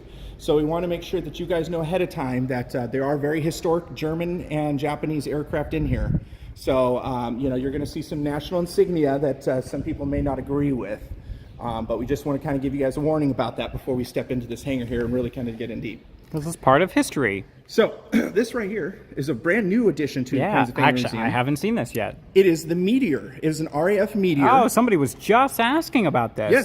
Yes. This is actually the UK's first jet. It kind of looks like a German ME 262. I was going to say. Here, take a peek in the engine here, because it's crazy, the early sort of looking components of it. This is a very, very unique aircraft. There's not that many of these aircraft that exist, and R1 flies. And now you guys are inside a Meteor engine. Yes. Don't get sucked in. I actually got to see this aircraft. Smells like jet fuel. Yes. You can't get that smell over the stream, but it's a wonderful smell. Yeah, too bad we don't have a 4D stream for you guys, huh? All right, so another fun, unique aircraft that we have here, which I guess is more of an airship than an aircraft. Yeah. We have the gondola to a Goodyear blimp. There you go. Hop over. So this would be on the bottom of the Goodyear blimp. In fact, there's a giant mural in the back there. You can kind of see where it would be. They Goodyear donated that to the museum here. We're eventually going to probably hang it from the ceiling. So if you ever wondered, like, when you're watching your football games and your baseball games and you see those aerial shots provided by Goodyear, that's what you're seeing. Yeah. This right here is a trainer aircraft, another one that actually could have probably been based here. And then, of course, right next to it, we have what's known as the Butcher Bird. This is a very famous German aircraft during World War II. This is the Focke-Wulf 190. Now, our Focke-Wulf 190 is actually a replica, a modern built one, but it flies, which is pretty amazing. In fact, there's a photo of it flying right there. It's pretty much the same in every way, except it has an American engine. So the engine area is actually a little bigger than you would find on a real FW-190. Then over here we have a Russian Yak. This was kind of one of their premier fighters, the Russian Yak-3. Again, this flies. And we're going to kind of move through this hangar quickly here. Over here, this right here is actually, here's a fun little another movie quiz for you. This aircraft looks like it's German. It's in German markings, much like our, and if you pan over and look at the Focke-Wulf over there, it looks like it's wearing the same thing. However, this aircraft here is a Swiss aircraft. This is a Pilatus P2, Swiss airplane. And it's actually painted up like this for our last air show where we had the anniversary of D-Day. So she filled in for a Messerschmitt, a German Messerschmitt. Now, here's kind of the fun little trivia. Indiana Jones and the Last Crusade. Andrew was smiling. He knew where I was going with this. I thought this was the plane. So you can tell him about where this plane would have Yes. So if you remember Indiana Jones and the Last Crusade, when they're in the vehicle that kind of almost looks like that Rolls Royce over there, but it isn't, and they're running away from the airplane, and the airplanes are shooting at them, and they go inside the bridge, or inside a tunnel, and then the plane follows them in the tunnel, and the wings get clipped, and it's just sliding through. That's this airplane. And then the scene later on when they're on the beach, and Sean Connery goes tuk, tuk, tuk, tuk, tuk, tuk, tuk, tuk, and scares all the seagulls up into the air to bring down the plane. Well, this was the plane. Yeah, not this very plane, of course. Those were different ones, but this is the type of plane that was in that movie. This was the type. Yeah. It's pretty cool. Little bit of trivia there. Little bit of trivia. Okay. Ooh. Oh, you better hold on to Almost lost that. my camera there. That's expensive. Yeah. Let's see. What do we want to show first? Let's show this. All right. So This is really cool, guys. this is probably our most prized possession here at the Planes of Fame Air Museum. This is an original Mitsubishi A6M50. This is the real deal, guys. Not only is it the real deal, it is the only Zero in the entire world that has its original Sakai engine that still runs and this still flies. This was captured by the Marines on Saipan in World War II. It was brought here to the States. It was one of two that were given to the Navy to fly. Charles Lindbergh actually sat and flew this Zero during the flight testing. And because the Navy got it, it and the other Zeros survived. However, the Army Air Force got another batch of Zeros that were also captured. Those were all unfortunately destroyed.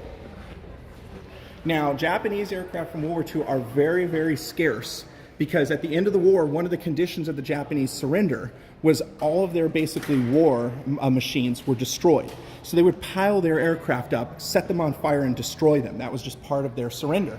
So to have these original aircraft are incredibly rare, and this will fly. It flies actually twice a year at our air show and during our December event. But this is the real deal, and it's also a Pearl Harbor veteran.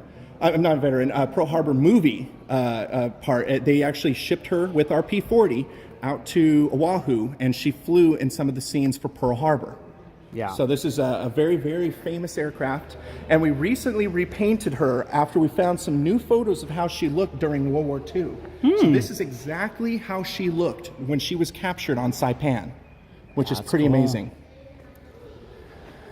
All right, so we're going to go through the rest of this kind of real quick here. But yes, we want to kind of stop at this now. This one is really cool. Yes.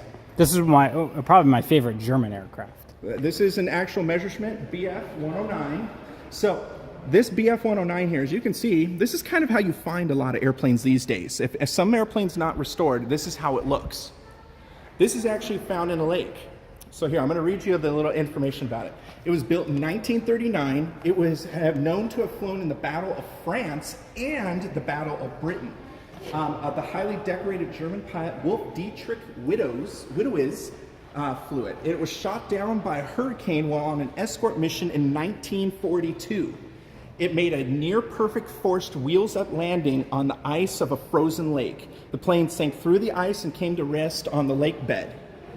So it remained untouched until it was discovered in 2003. So what you're seeing right now is how it looked when it came out of the lake.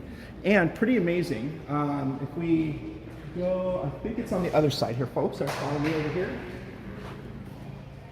But yeah, this is still the original paint remnants on this plane, which is pretty cool. You can still see a bit of the yellow on the nose. And if you come over here,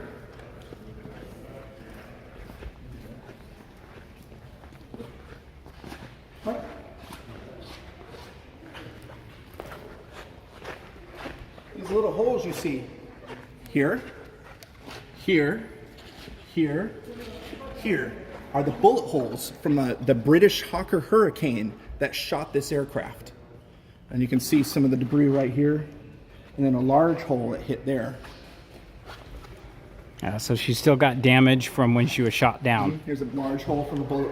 Yeah. Pretty amazing. So that's raw history here, raw, unrestored history.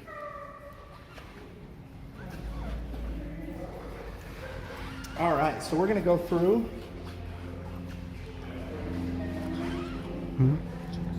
Yeah, I saw. All right, so we're going to go through the rest of this real quick because most of these are replicas coming up here. Now, if you remember earlier, I talked about a German Storch and how slow it could fly, that it almost hovers in a headwind. This is a German Storch with its wings folded right now. Eventually, they're going to make it so it flies again. And this thing is so slow. There's a funny story about that DC-3 that we showed you earlier that Andrew talked about, was coming into land and a Storch was in front of it. Well, he was going so slow on the wind was coming head on that he was almost like coming in. And here's this DC-3 that's coming in a lot faster. So they said, Storch, we need you to expedite your landing. We need you to go faster. This DC-3's coming in. We don't want to wave him off. Yeah. And all that. So the Storch guy said, well, I can just land here on the numbers. And they're like, what do you mean? Well, I can just land here. So literally, he just went, and right there, and the DC-3 went right over him and landed. You know, safety first. Yeah, safety first. Funny story about the Storch, and is it the L3 or the L5? The Grasshopper? Yes. That's an L4. L4? Yeah. Is there an L5 or an L3? There is an L5 Sentinel.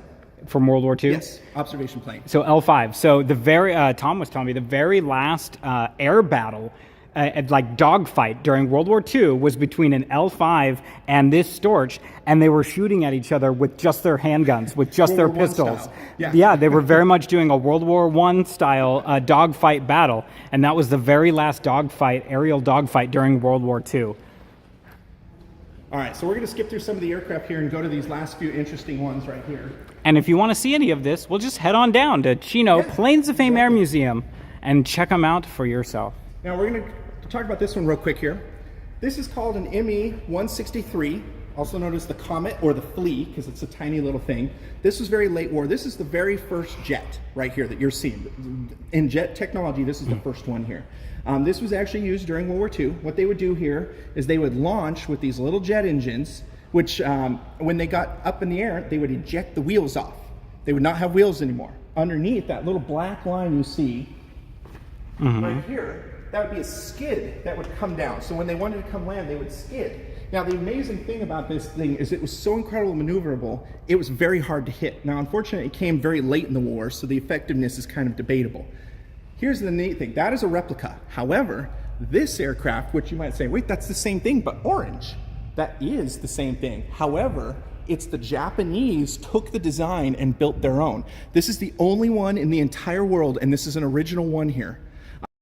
Actually called a J8M1 Shishui. And the idea is it's supposed to be Shishui. Like, no, it's really supposed to be the sound of a sword cutting through the air. Shishui. Nice. And so it's an actual thing. Okay, we'll keep moving. Bit of lag and a bit of buffering because we're in the back there, so we'll keep moving through. Let's just look back real quick. Let me just point out these two Japanese aircraft. We actually, even though we only have a couple Japanese aircraft here, we have the largest Japanese aircraft World War II collection in the world. That tells you how few there are that remain. There are two one-of-a-kinds here.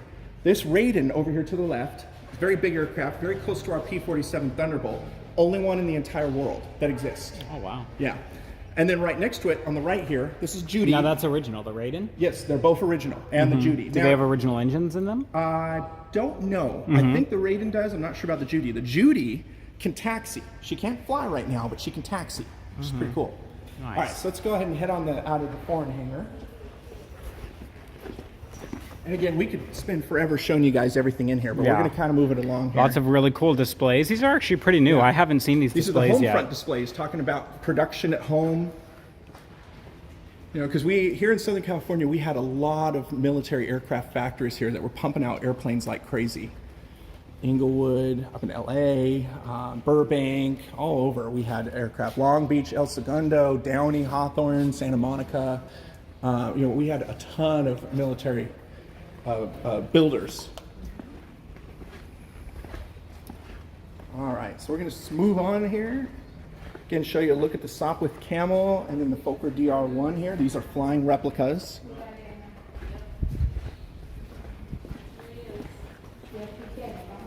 I think we're going to make a detour and show you some Jeeps. So all of you who are still on here, you've probably been saying, when are you guys going to get to your Jeeps? Jeez. Well, let's walk here. We'll see some of the military jets over here. Go see Andrew's Jeep, and then we'll go check out my Jeep. So thanks for hanging out with us. We're back outside. Hopefully the stream will pick up and be a little bit nicer. Yeah. But we're going to show you some fun things over here in the motor pool. So first, though, we have our jet boneyard here. Yeah. These are jets that are basically through late Korea, mostly into Vietnam, and going into sort of the Cold War era.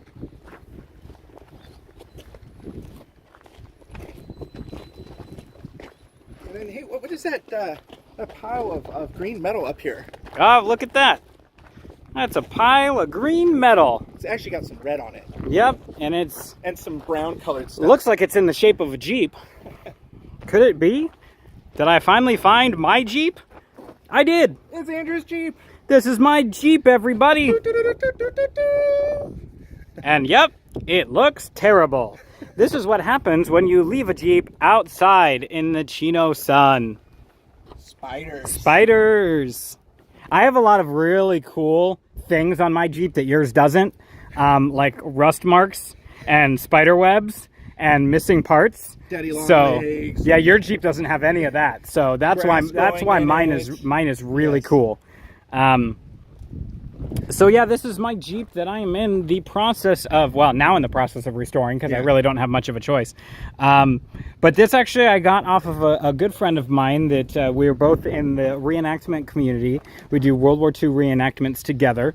And I was able to purchase this from him. And so I've kept it running most of the time for these years. We brought a bunch of stuff out because we're going to work on it as soon as we send the stream over to Jenna. Yep. We're gonna take a work at my Jeep, and we're gonna fuel her up, and we're gonna put some fluids back in it, and try to make sure she's still running. Coolant, all sorts of stuff. But this is what happens to a Jeep when you don't have a proper place to store it. So unfortunately, I just don't have the room to store it. And since I'm a volunteer out here at the museum, they've been super kind in letting me store my Jeep out here in the motor pool section of the museum. So what's this thing in the back here? So this back here, this is another thing that my Jeep has that Britt's Jeep does not. Which if you look in the background of that last shot, you might have been able to see mine in the distance. But yeah, this is what they call a bustle rack. So they would hand make these in the field, and it's pretty much just extra storage, as you can see it being utilized right now as extra storage. But the Jeeps themselves don't have a whole lot of room to tow things around and carry stuff around. So they would they've got the toolboxes in the back here, but outside of that, there's not a whole lot of room. We'll wait for this general aviation helicopter to come over. So yeah, and now again, his is, we think, a 1942 frame, which you can't really see. The frame is down here. Yeah, down underneath. And then this body tub here is a later war body tub, either 1944 or 45. We're still getting the exact date on it. Yep. So my Jeep is full of a lot of different parts because, as we spoke about earlier, both Ford and Willys made Jeeps during World War II, and Ford stamped all of their parts with F, and Willys did not stamp anything on their parts. And so we've been able to find a lot of F-marked parts on the Jeep, and then we've been able to find, there's one right there on the back, and then we've been able to find other non-F marked parts on the Jeep. So the assumption is that this Jeep was maybe a motor pool Jeep that just had pieces thrown onto it just to keep it operational. Unfortunately, the one thing that I'm super bummed about this Jeep is that I don't have any history on it. And we looked up the serial number, and unfortunately the serial number on the frame has also been tampered with. So we're not even sure the serial number on the frame is the actual serial number for this Jeep.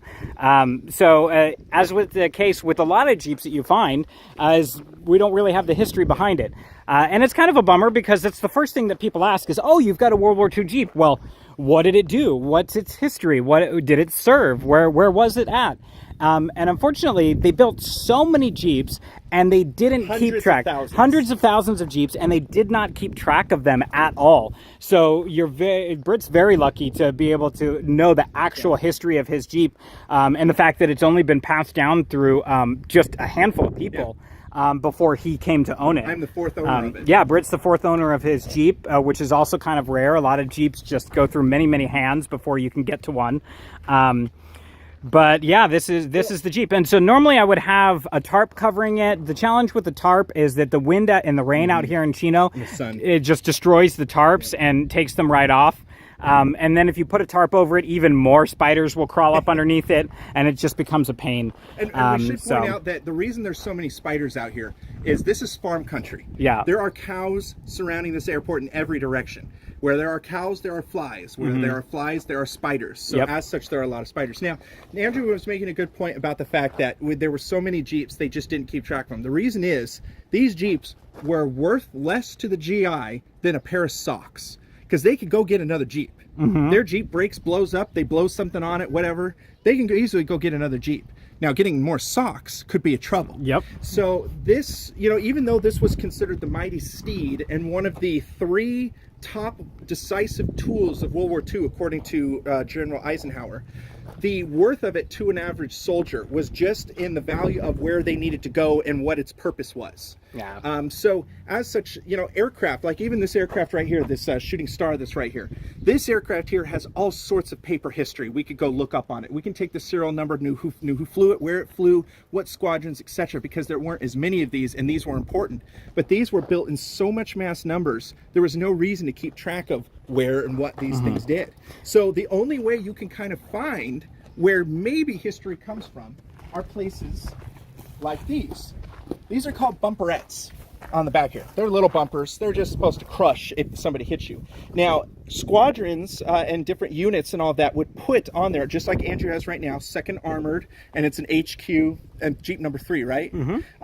So they would often have those on there. Army Air Force, Navy, Marines, and the Army Air Force, all of them did that sort of thing. So what you can kind of do sometimes, if you're lucky and nobody's gotten rid of it, you can do a wet sanding technique on that and actually sand down to get the original markings that were painted during World War II. We should do that on mine just to see. Yeah, we should. We don't know. So there could be his original markings on that. Now, who's to say those bumperettes were with this Jeep? Yeah. And that's the same way with these hood numbers. I was lucky. My hood, I was actually able to wet sand the hood and get the original factory numbers on my hood, which is pretty darn amazing. Yeah. So I also want to show you the engine of the Jeep. If you can grab. Okay. I think it'd be easier if I hold that and then you open the hood. Okay. Yeah. And the reason I want to show you this is because when I show you Britt's, you're going to be amazed. So this is what my the inside looks like of mine. It is in I don't want to say very poor shape, but it's pretty. I've seen worse. We've seen worse. It's got a lot of spiders, which those can be brushed away. And ran when parked. What's that? It ran when parked. Yes. It did run when we parked it, and then we had a pandemic, which made it much harder to get out here and do things with it. But anyway, so this is what the inside of my engine looks like, and I'm only showing you these things because when we go look at Britt's Jeep, you'll be able to really see the intense amount of work and detail that has gone into his restoration.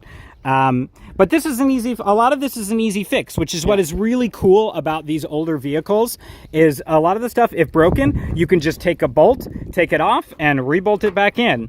So for example, here, his radiator cover here, as you can see, it's got a little bit of rust on it.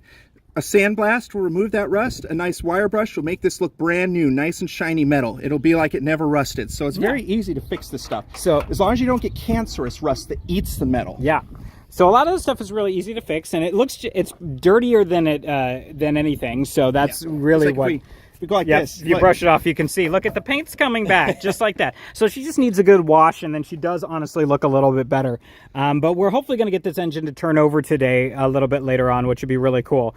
So, but yeah, and they do run on normal gas, so I can put normal gas in here. Since we're on an air base or an airfield, I typically put avgas in here because it runs a little bit better and nicer. But most gas is it's still good for it. Yeah, so I just it put still runs 89 over. So. in mine. Yeah, and it works great. Yeah, we're gonna put some of that in there today. So some good old 89, and it'll turn over. So this is just to give you a quick little idea. This is a 60 horsepower engine. It's a flathead 4-cylinder engine known as an L134. It's called the Go Devil engine. Very basic carburetor. Your manifolds right here. Got a fuel pump down there. Belt driven, usually a generator, but 12-volt Jeeps, like a lot of Jeeps are nowadays, will have an alternator on them. And you have your fork spark plugs up on the top there. You've got a distributor on the side. You've got an air cleaner right there that's bringing air into the carburetor and down into the intakes. So it's a very, very simple design. Close the hood and we'll move on to yours. We'll show you Britt so you can get a much better look at it, at what everything looks like. But yeah, there's my Jeep. It does exist. For all of those non-believers out there, including myself, sometimes I have to come out here and put eyes on it every once in a while just to make sure I remember that it's real. Well, one of these days I'll be able to store it. Yeah, sounds good. All right, you guys ready for the big reveal? The thing that I've been talking about on every stream and Josh has mentioned for like the last couple, like year. All right, so we're finally gonna get a good look at Britt's Jeep. Ba-ba-da-ba-ba-da-ba. There it is.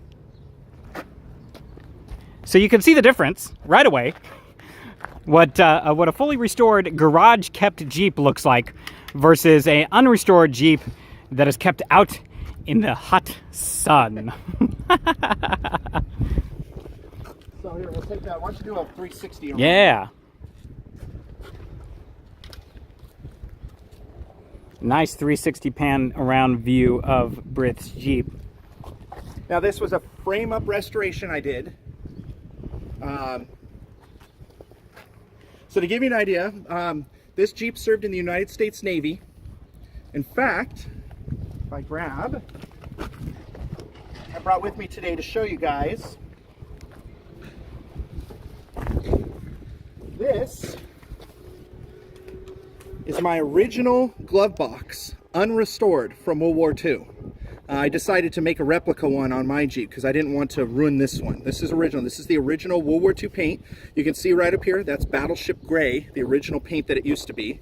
This has on it where it was built, the serial number of the Jeep, the date, which is June 26, 1944. That's when it was built. This Jeep was built in Louisville, Kentucky.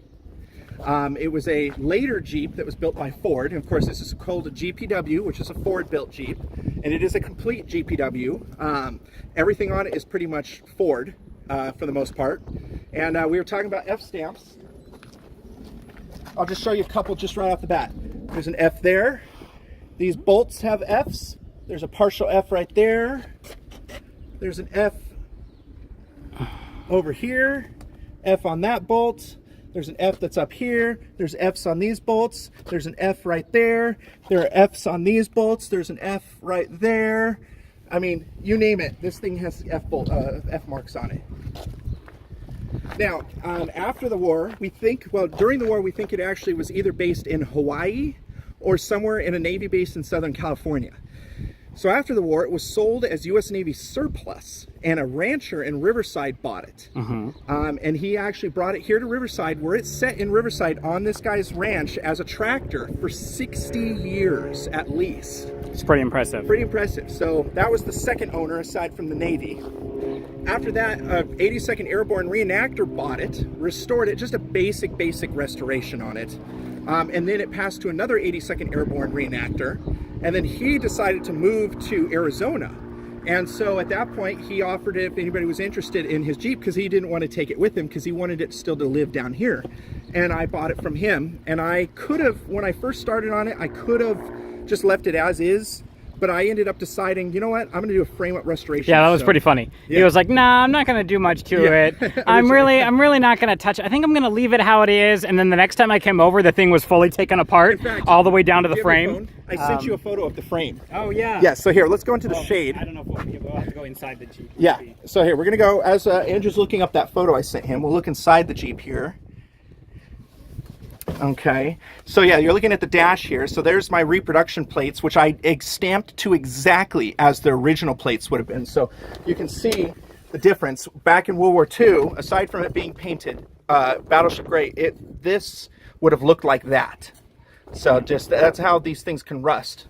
So yeah, Britt's like, "Nah, I'm not really going to do much to the Jeep. Okay, so I'm not going to do a whole lot to it. I'm going to keep it kind of as is." And then the next time I come over to his house, like, that's what I see on the ground. That was my Jeep. That's basically, I got a little further than that. I took the axles off a little bit and I took the transmission out, but that was literally what it was. Yeah, so he fully took the thing apart, yeah, and started a ground-up restoration. And I said, "Well, I guess you're going to do the whole thing, aren't you?"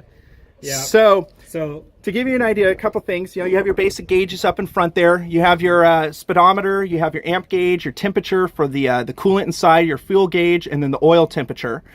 It is, as Andrew said, a clutch-driven vehicle.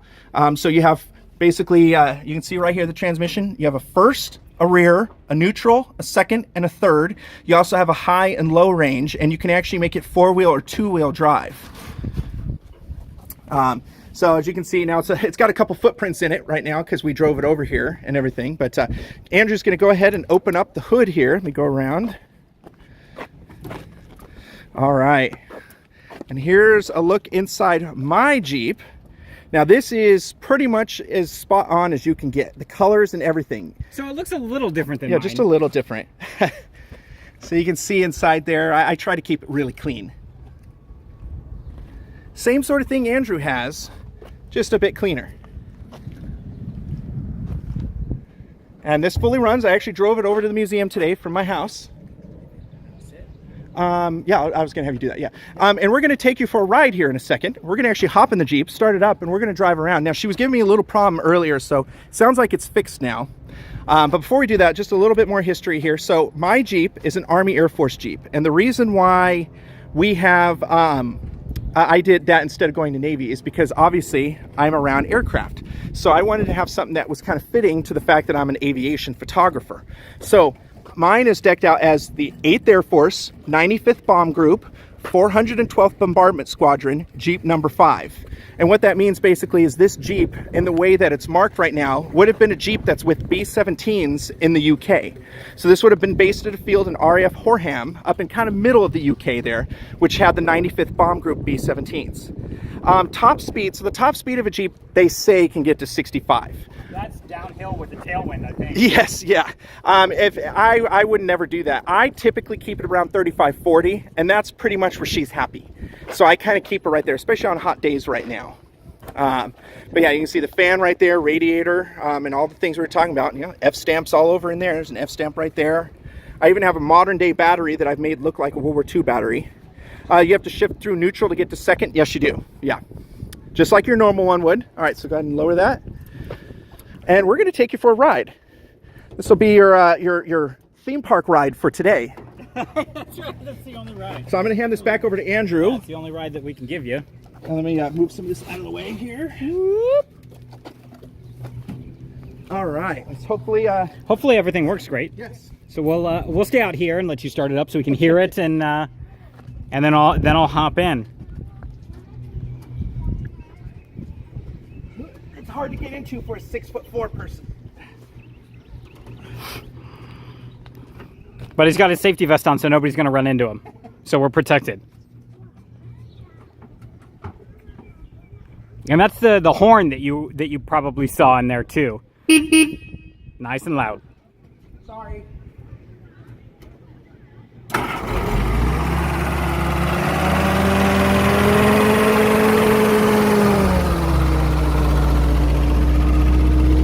Starts up right away. And we'll hop in. All right. Let's hope. And then we'll hope that Britt remembers how to drive go. stick and doesn't forget all of a sudden. Please keep your hands and arms inside the vehicle at all times. Remain seated, please. Permanecer sentados, por favor. This has got to be a record. How many people are watching? We got about 648 people in this Jeep right now. I think this is the most amount of people that have driven in a Jeep ever. Ever. Yeah, ever.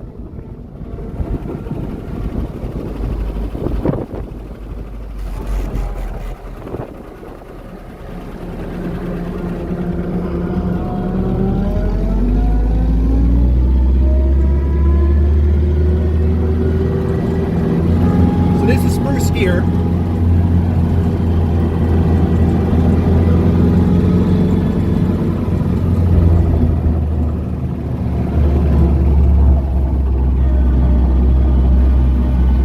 So because we're not going very fast, we don't need to switch into second gear at all.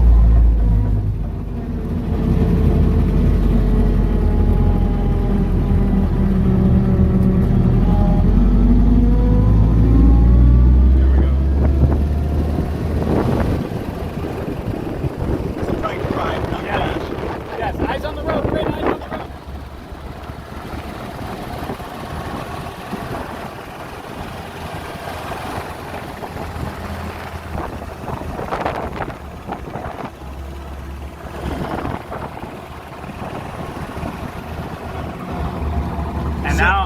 tried it. One touch. It's not gonna work. Hold on. First try. I'm not good at the first try switching. There we go. Okay, so real quick, before we go back to the museum, we're going to take a little detour and show you a little piece of World War II history aside from the one that you're sitting in. So now if you look ahead of us right now, you can see there's a series of hangars that have round tops. Those are original 1930s built hangars that still exist today. When you look at pictures of Cal Aero Field from World War II, these hangars are the prominent hangars.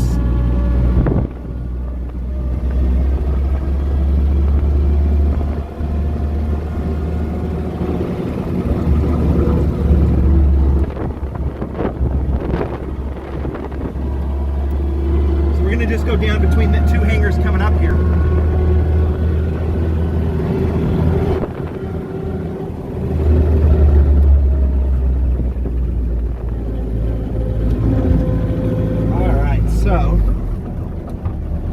So if you look to the right of us here, this hangar here, yeah, this is one of the hangars. Now, if you've ever seen the movie Abbott and Costello's Keep 'em Flying from early World War II, that was actually filmed mostly here at Cal Aero Field. There's a famous scene in the movie where Costello is on a torpedo, and the torpedo little fan in the back comes to life. And all of a sudden, like it would really, that fan's not that powerful, but it starts moving him forward, and he's basically riding this torpedo as it's flying along on this little roller.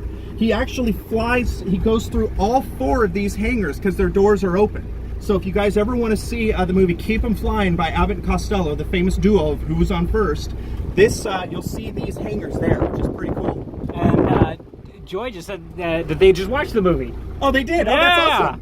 Joy in minutes. Awesome. Just watched it.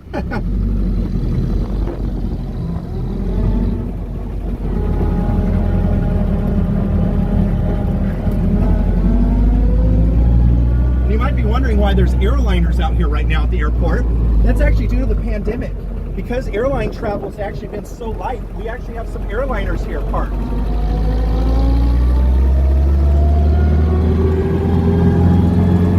Alright, so we're going to head back to the museum now, and we're going to show you a tank. Woo! Let's hope I did enough research. Now I'm going to go ahead and put it in second gear.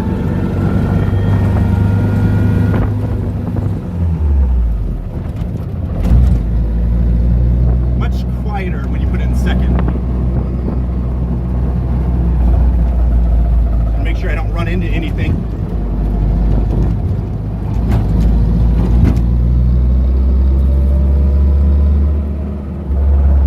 It's like you're getting a Disneyland ride in. Right? It's like Indiana Jones. If you drank too much from the fountain of youth, we'll be happy to assist you with strollers. But please, remain seated until the ride has come to a complete stop.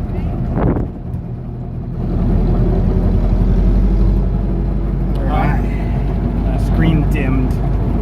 So you can't see it. Yeah, is that the battery being low, too low? Might be, or if it's overheating. Alright, so we're going to come to a stop right here. Yeah. Oh, you know what? The power might be getting low. Alright, so we may have to plug it in here. Let's see what the power's like. Can you see it 5%. 5%. Oh, yeah, we got to plug you in. So we're going to plug you in real quick. Plug it in, plug it in. If I can find the plug. Here's this. Uno momento, por favor. There it is. Here, why don't I drive in a circle and you can see. Well, I got to plug it in first. We're going to charge up this beast. Yeah, 5%. We got it a little low. Oops. Hopefully I can do this all. And I don't know how Josh does any of this. Here, sorry, I covered the screen there. Hold that part. Yeah. You can do it. I believe in you. Push hard. There we go. Got it. And we have power. All right. And Britt's going to drive it around a little bit so we can see the outside.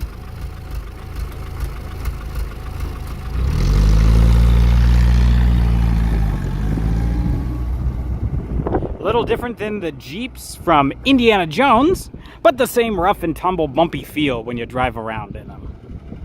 You have chosen wisely.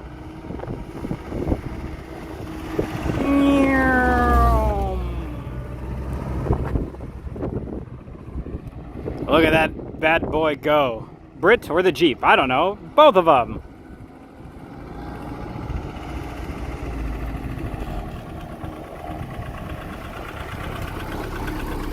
There you go, my Jeep. That's Britt's Jeep.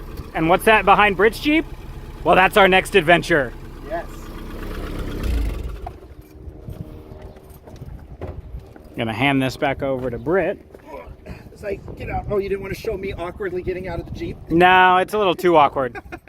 6'4" person does not fit well in these Jeeps. Yeah. All right. So what is this monstrous beast? Ooh, hold on. We got a little bit of a tilt going on here. Oh yeah, it's See trying if to. I can It's trying to fix itself. untilt. Well, you guys have to have a little bit of a tilt. Sorry about that. Maybe if I turn it sideways. Yeah, that's better. Okay. There you go. So tell us, what is this thing? What does it do? Well, on the back of my shirt, you'll see what you could buy here at the Plains of Fame In our gift shop. gift shop. This is our M4 Sherman tank. Who's it built by? That's a great question. Actually, I don't know. I couldn't figure out who it was built by. I didn't have enough time to do the research. I'm actually going to pull up my notes so I don't forget anything. Yeah. And so I want to make sure that I get everything. As he's pulling his notes up here, I'll walk around so you guys can see. This is a working Sherman tank. Yes, that is true. It's a Sherman. So the modern day version of this would be the Abrams tank. But this is the World War II version. Very, very famous World War II tank here. It does work. It does run. Andrew's actually a crew member on it. Yeah. The gun does fire, but I'll let Andrew tell you more about what it fires. Oh, we got on. It's a little bit of heavy here.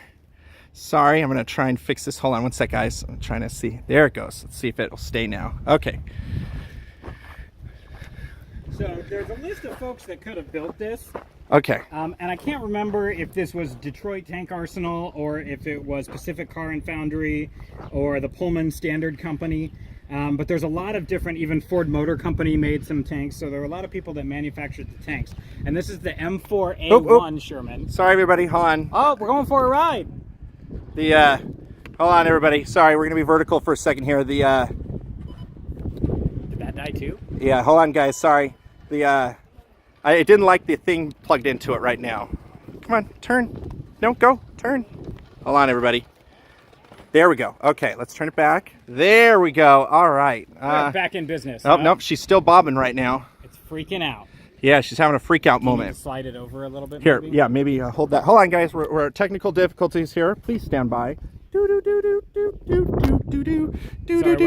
we're not as good as Josh and Jenna. There we go. Tech Talk with Jenna. Oh wait, she's not here. We don't know what we're talking about. There we go. Okay, it's better now. There we go. So yeah, this is a 1941 built Sherman tank.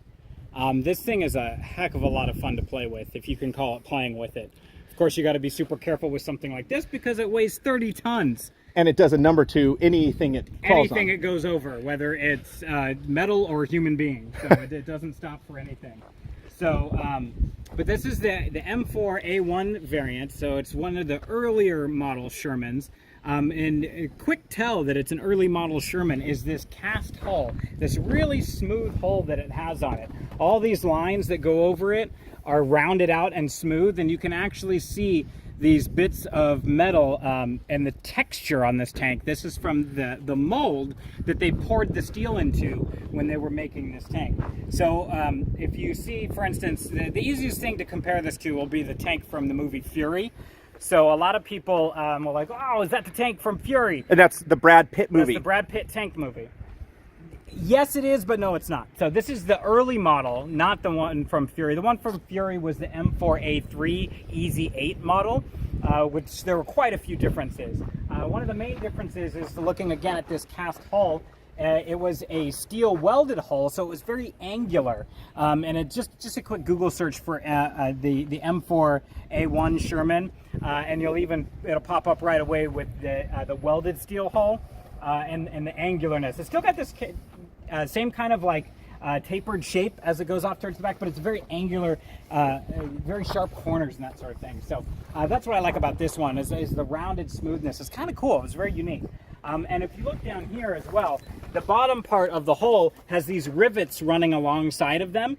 And that's also an indicator of how early a model Sherman this was, because those rivets, when hit with a projectile from the outside, on the inside they turn into projectiles because the rivets pop loose. So they stopped doing that really quickly, and only about 500 of this type of model were actually made. So this is a rarer version of the early M4 Sherman tank. Total, there was like 49,000 Sherman tanks made for World War II. We just basically kept throwing the tanks at the enemy, and that's really how we defeated As fast them. as the Tigers could blow holes in them. Right, as fast as they would blow up, we would keep throwing tanks back at them, and it kind of worked. So he said, so it doesn't float. It does not float, but if you go to the tank museum in England, I believe it was England, where was that museum? It was either in England or in France, but they do have a DD tank, which is a floating tank, and it's got this water shield that goes up around it, and it's got propellers in the back, and it allows its air intake to come up and over the top, and that tank actually did float in water. Although the English Channel during D-Day was a little bit rough and the waters were unpredictable, and it sank almost all of those tanks because the water would come up and over the shield and cause the tank to not be able to float anymore. So he says taking those apart are a lot of fun. Taking these apart? Yes. We've taken the engine out of this one. Where's to the engine? service it. So yeah, the engine's actually here in the back. And we might be able to get into it here in a minute. Let me open these. Now it has an ginormous aircraft heavy engine, doors. doesn't it? It does. So the engine back here is a Continental R975 9-cylinder radial gasoline engine that has about 350 to 400 horsepower. Quite more than the 60 on the Jeep. A little bit more than the Jeep, but honestly, not enough to really get this thing going. I mean, the top speed of it is probably 22 to 30 miles per hour if you're going downhill with a tailwind. So you really have to step on it in order to get this thing going. And as you can see, it's a drippy, oily mess. My hands are already dirty just from opening it up.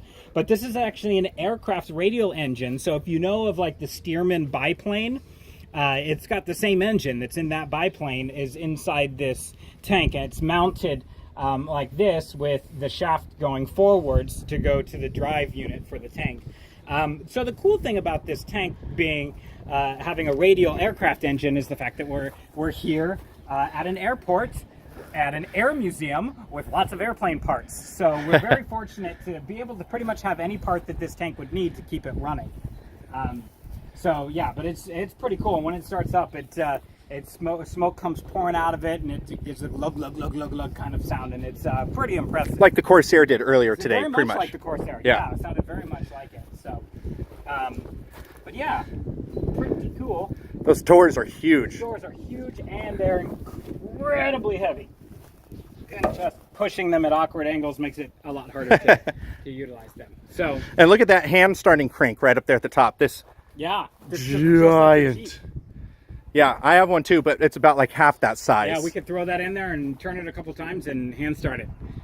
So A lot of people say you're going to drive it. No, we need a full crew here, and unfortunately, the crew is not here for this. Yeah, so we have to can't- have safety observers yeah, and all we sorts of can't things. start this one up and drive it. I've only driven it myself maybe twice, so And- so I know how to drive it. But And why don't you tell us just a little bit, how does it drive and how does it compare to, say, a Jeep when driving? So it's actually, in some ways, it's similar to a Jeep. So the controls on it, and it's probably locked, so I don't know that we can get up there today and take you a tour of it.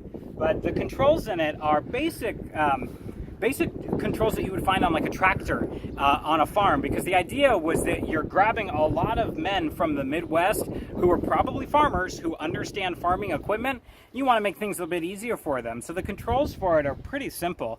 It's got a transmission, the manual transmission, just like the Jeep, and I just want to get things right. I didn't write that down. I believe it's like 4 or 5 gears, or three to 4 gears, I think. Yeah, a couple forward and one in reverse.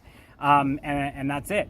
But it's driven by pulling on 2 levers, and that's all you do. You pull back on the levers, and it acts as a brake, stopping both tank tracks from moving. You pull on the right side, it brakes the right side, and you turn to the right. You pull on the left side, it brakes the left side, and you turn to the left. So it's this constant push and pull motion with the levers in order to drive it. And then it's got a gas pedal and a clutch.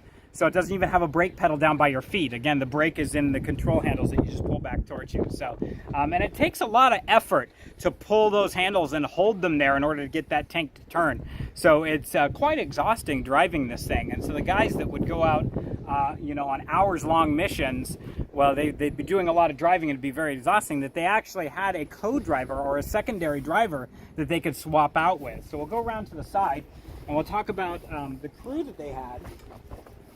They had a crew of total of 5. There would be 5 guys in the turret, and then 2 guys up front. You can see the 2 hatches just barely right up here and here. You'd have the driver on this side, and then the co-driver on the other side.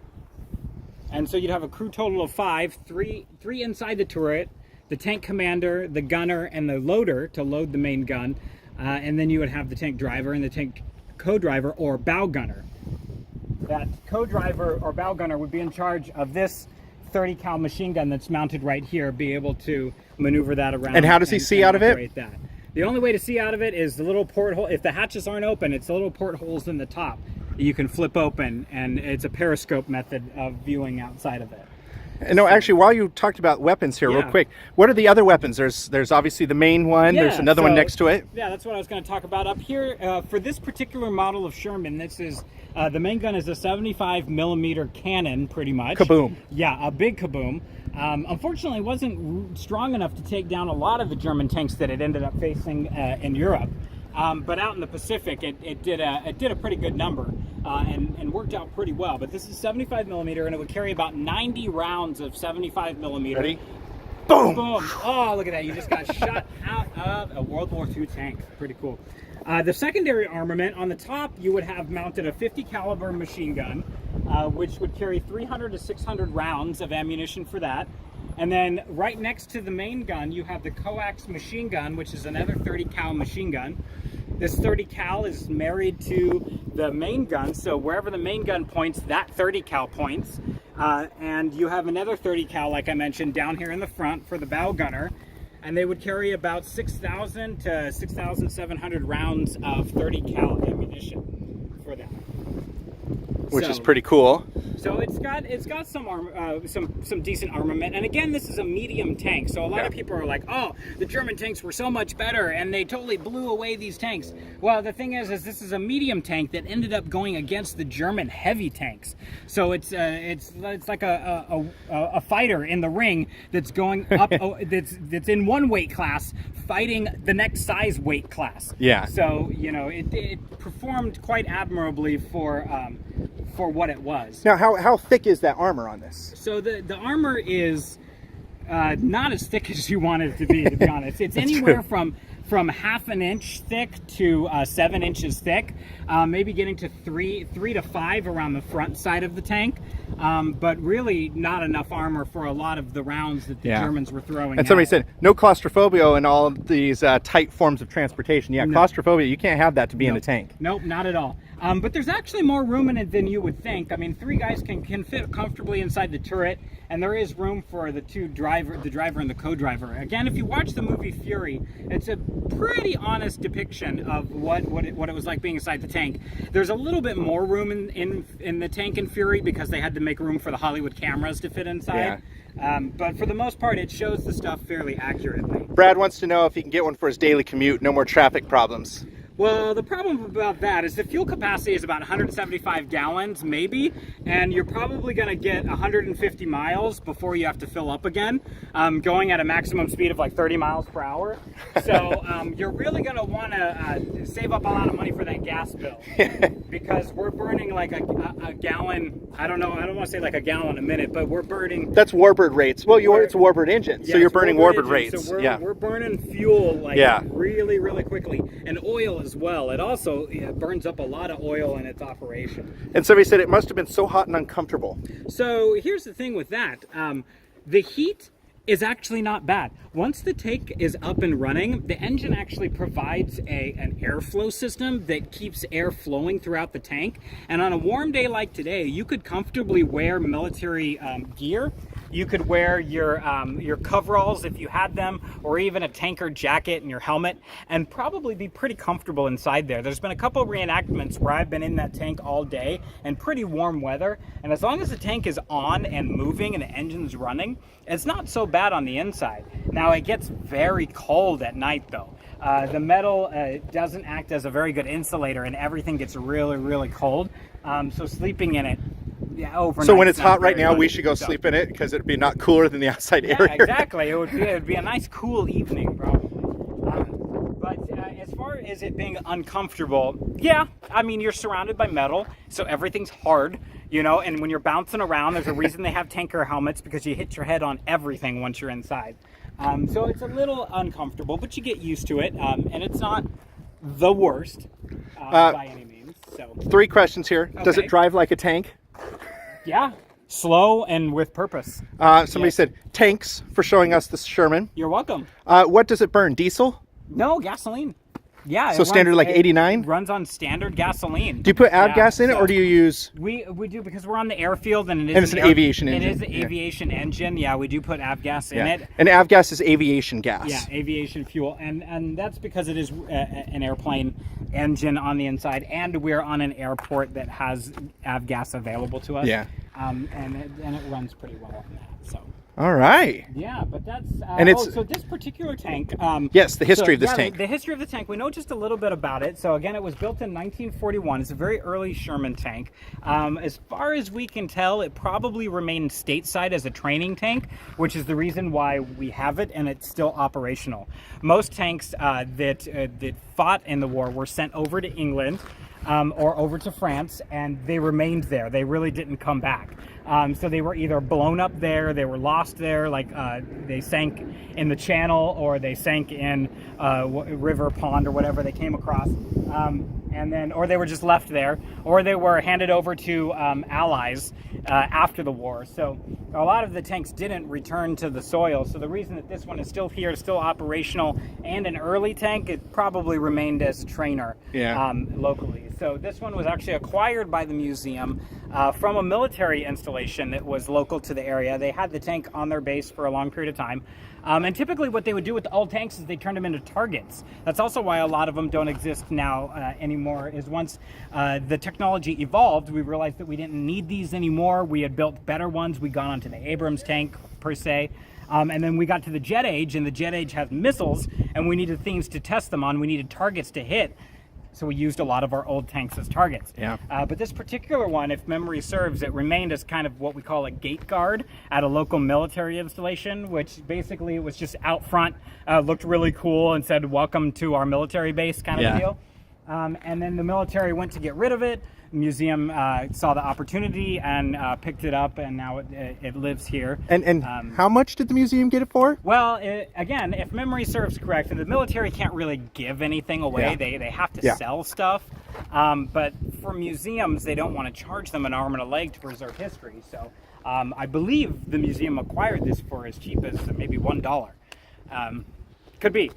Can I go to Dollar Tree and get one? No, I don't think so. How about the 99 cents only store? I mean, you might be able to get the tiny little army man ones.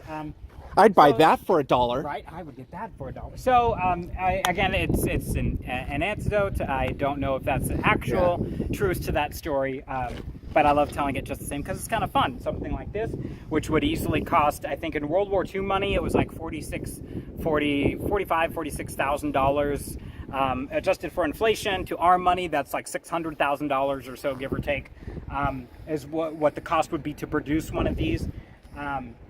But now they'll go for, I don't know, probably $1 million or so, or somewhere around there. just under $1 million. In this condition, yeah. Yeah.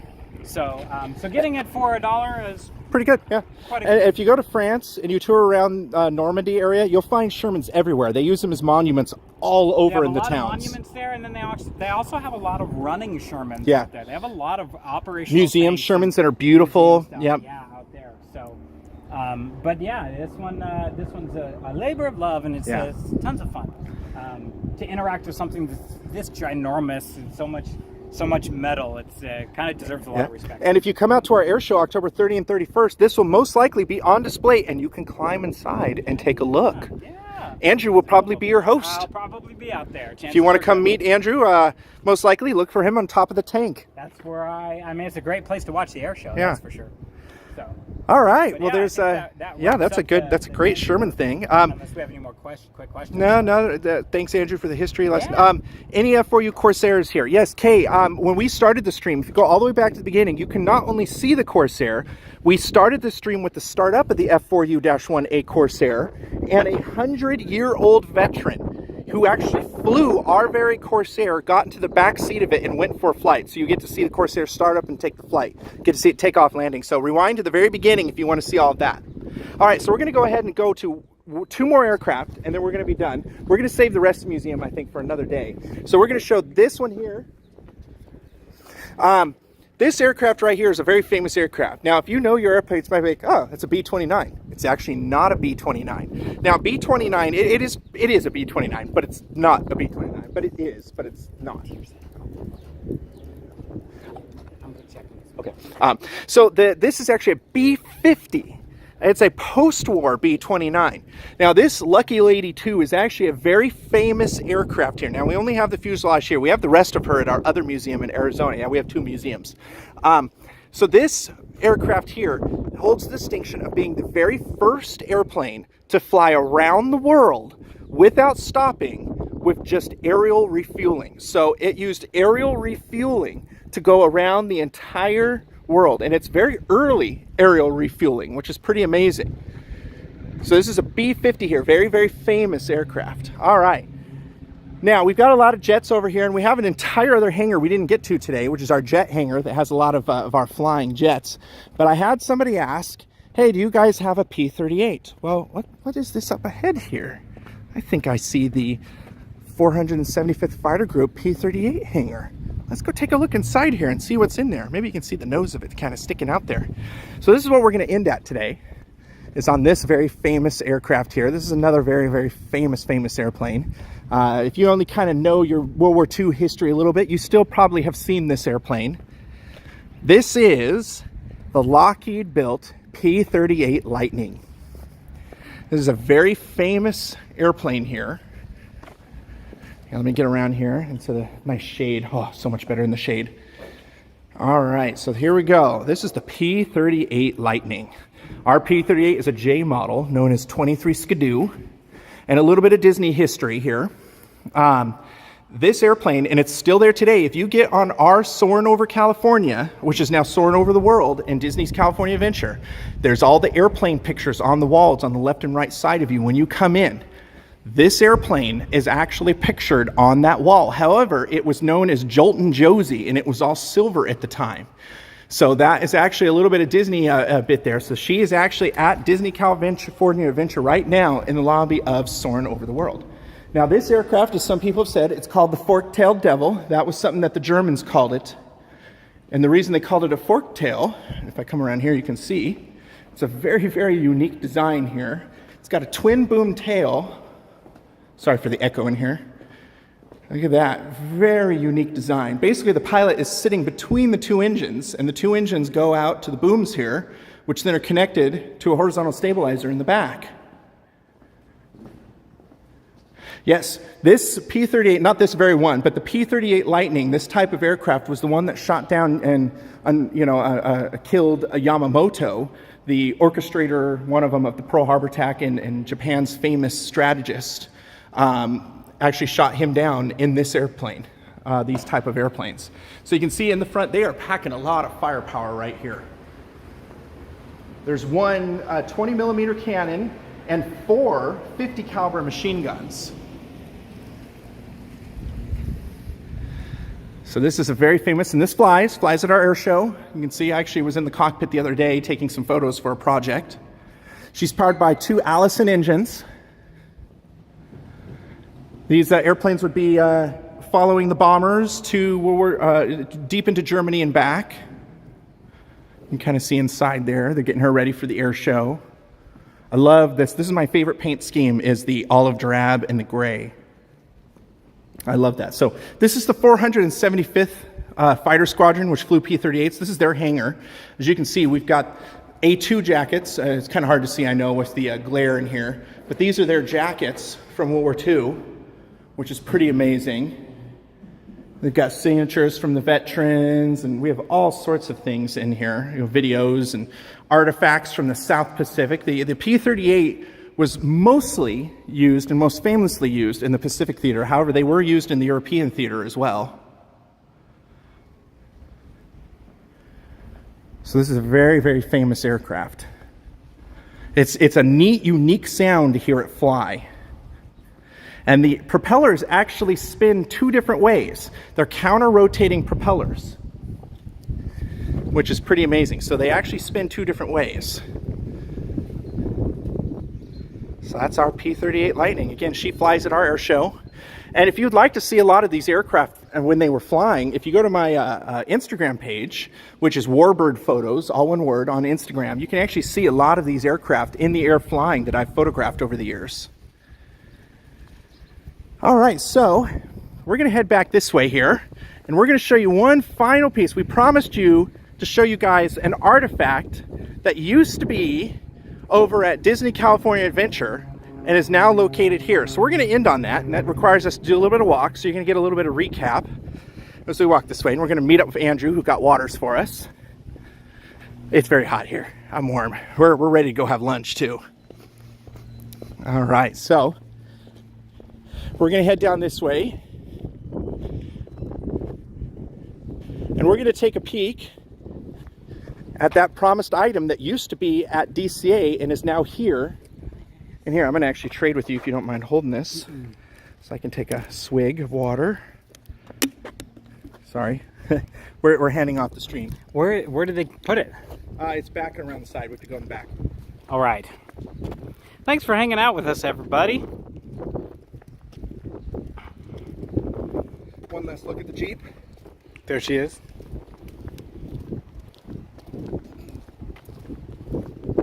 Again, we're kind of giving you the abbreviated tour today. We could definitely go a lot longer with this tour, but we're going to end with that special item. And hopefully when we show it to you, I'll be able to have Andrew pull up a photo of what it used to look like when it was at DCA. Yeah.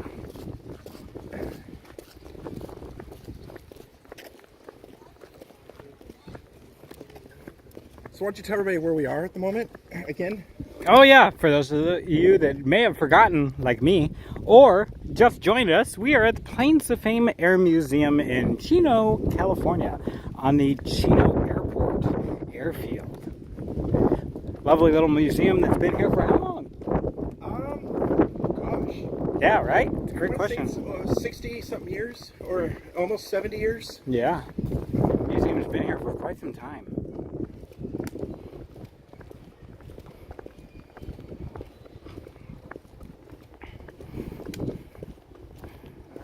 Let me figure out the best way to get back there. Yeah. Why don't you here show that the BT right here. BT-13? Did I get it right? This was an early trainer for World War II aircraft. So they would start by flying this plane in order to fly all of the other planes that we've seen today. So they actually started out in a plane that's even smaller than this one, and then graduated to this plane, where this plane had, it was a tail dragger and had two wheels, two landing gear that is retractable. So that would add the next complex layer to the plane. And they trained in that one.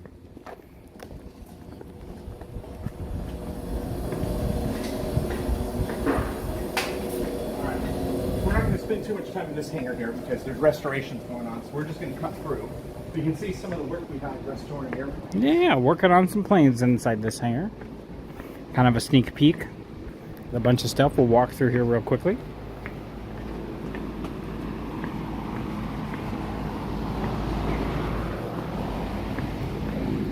Alright, and you guys may have already kind of seen it here. It's kind of blocked a little bit. Ta-da! A little piece of Disney history right here. Yeah. And here, I'll go ahead and hold this. We also got from Daryl Craig a $5 super chat. Britt and Andrew, thank you for the amazing history lesson today. You really know your stuff. Well, thank you so much. Thank you. We were wanting to bring this to you for a while here. You know, this is kind of our other Disneyland. So how many people know what this is from? Let us know in the chat. Speaking of Disney. Yes. What do you think this is from here? It's still as is from when it was at Disney California Adventure. And we've talked about it on the stream before, but we've never showed it. And this is in the backstage area here, so you guys can't normally come see this. This is a little special treat here for you. So eventually the idea is we're going to restore this and bring it back to how it used to be. So wait, okay, so this is not a real X1. I should point that out. As you can see, when I put my hand right here, this is a mock-up of a Bell X1. But it actually used to exist somewhere. See, if you guys can guess where this used to be. This was a prominent thing in Disney California Adventure. So we're waiting. We're saying it's cute. Like, oh, glamorous Gladys. Yeah, this is a mock-up of the Bell X1 that Chuck Yeager used to break the sound barrier. But the question is, where in Disney's California Adventure was it? And we have the answer here. Well, from the right stuff. Well, yes, that's from the movie, but it actually was somewhere in DCA. All right, so here, we're going to go ahead and give it away now. I know the chat's, there we go. Somebody got it. Taste Pilot's Grill. Yes, this used to be Taste Pilot's Grill. We're going to go into this golf cart here where it's a little darker. And Andrew's going to bring it up here and show you. There's what it used to be. It used to be bursting out of Taste Pilot's Grill, just like that. Yeah. And that's over at what's now Grizzly Peak. It used to be Condor Flats right by Soarin'. It's now called Smoke Jumpers Smoke Jumpers Grill, yeah. So that is this right here. So did it come from us originally? That's the question. I don't know, if, but this is where it went to afterwards. And I know we're eventually going to restore this and put it on display. But it's pretty cool to see a piece of Disney history right here. How many times do you think we've walked underneath this going into Taste Pilots over the years? So many times. Yeah, we used to eat. That was like one of our favorite places to eat. They used to have crisp cut fries there that were delicious. So here, let me go around the other side here so you guys can see a little more. But yeah, that's her, and her wings are here. We have everything for her. And there's the glamorous Glens.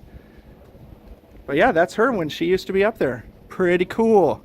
So there's a little bit of Disney that we could tie in here to the stream. All right, so we're going to head back out in the main courtyard, and we're going to end it there.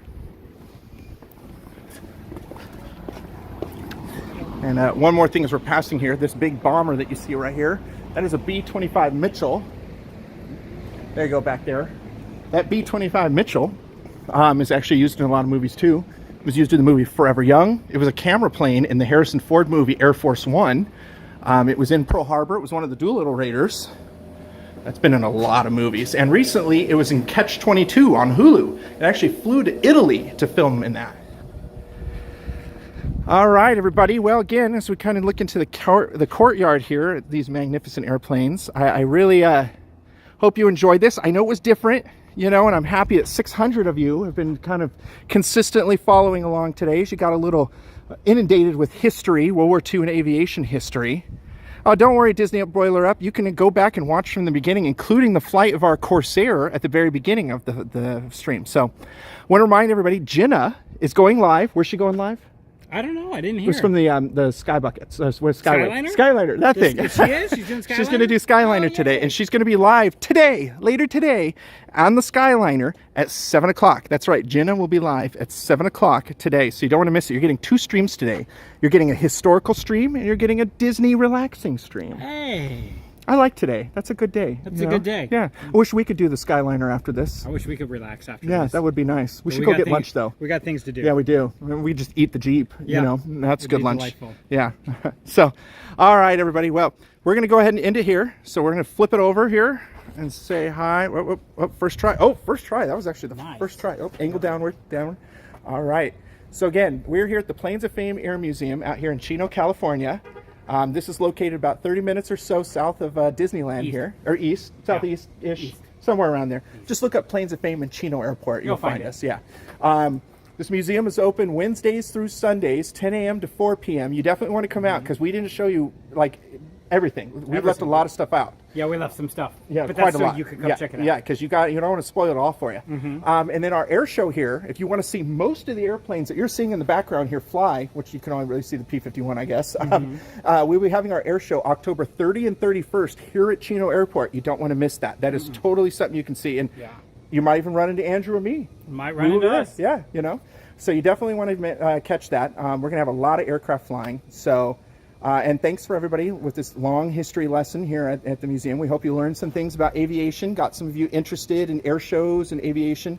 Check out, you may have local air museums that you never knew about, your local airports. Yeah, sometimes they hide at local airports or small military bases and that sort of thing. Yeah, so. especially the air shows. You know, we love the Blue Angels, you know, Thunderbirds, and all of them. And so they're always headlining air shows. So you hear like, oh, there's going to be the Thunderbirds are in town or the Blue Angels. That means there's an air show in town. So, but if you can make it down here to Southern California, you definitely want to come out here. You're going to find no greater place for warbirds, especially warbirds that fly, than the Planes of Fame Air Museum. It's definitely worth the trip. Absolutely. All right. Well, again, Jenna's going to be streaming at 7 o'clock from Disney, Walt Disney World. So make sure you catch that. Hopefully, we'll be able to stream again at Disneyland Sunday in the future. Be nice. One of these days. Annual passes. Yeah. So I guess really, make sure you're subscribed. Bop that like button. You know, subscribe to the channel because they go live at Disney resorts every Friday and kind of surprise streams like this. And if you're like me, you'll want those notifications because Yes. then they'll pop up and you'll go, oh, there's something going on today that I had no idea was going on. They're at Epcot. They're at Planes of Fame. Yeah, you know? anytime it pops up and it says Skyliner and or Epcot, I'm like, must watch. Yeah. That's what I do. So we're super happy to bring this for you today. And I think that's about it. Check out our sponsors. And until then, we're going to do 2 different goodbyes, I think. Okay. We're going to do just the keep 'em flying from Planes of Fame. Okay. Keep 'em flying. Keep 'em flying. We're supposed to say that Yeah, at I the think same we're time? here. Okay, right. All right, from the Planes of Fame Air Museum, Keep 'em flying. And then on behalf of Resort TV 1, have a great, big, beautiful tomorrow. Bye-bye.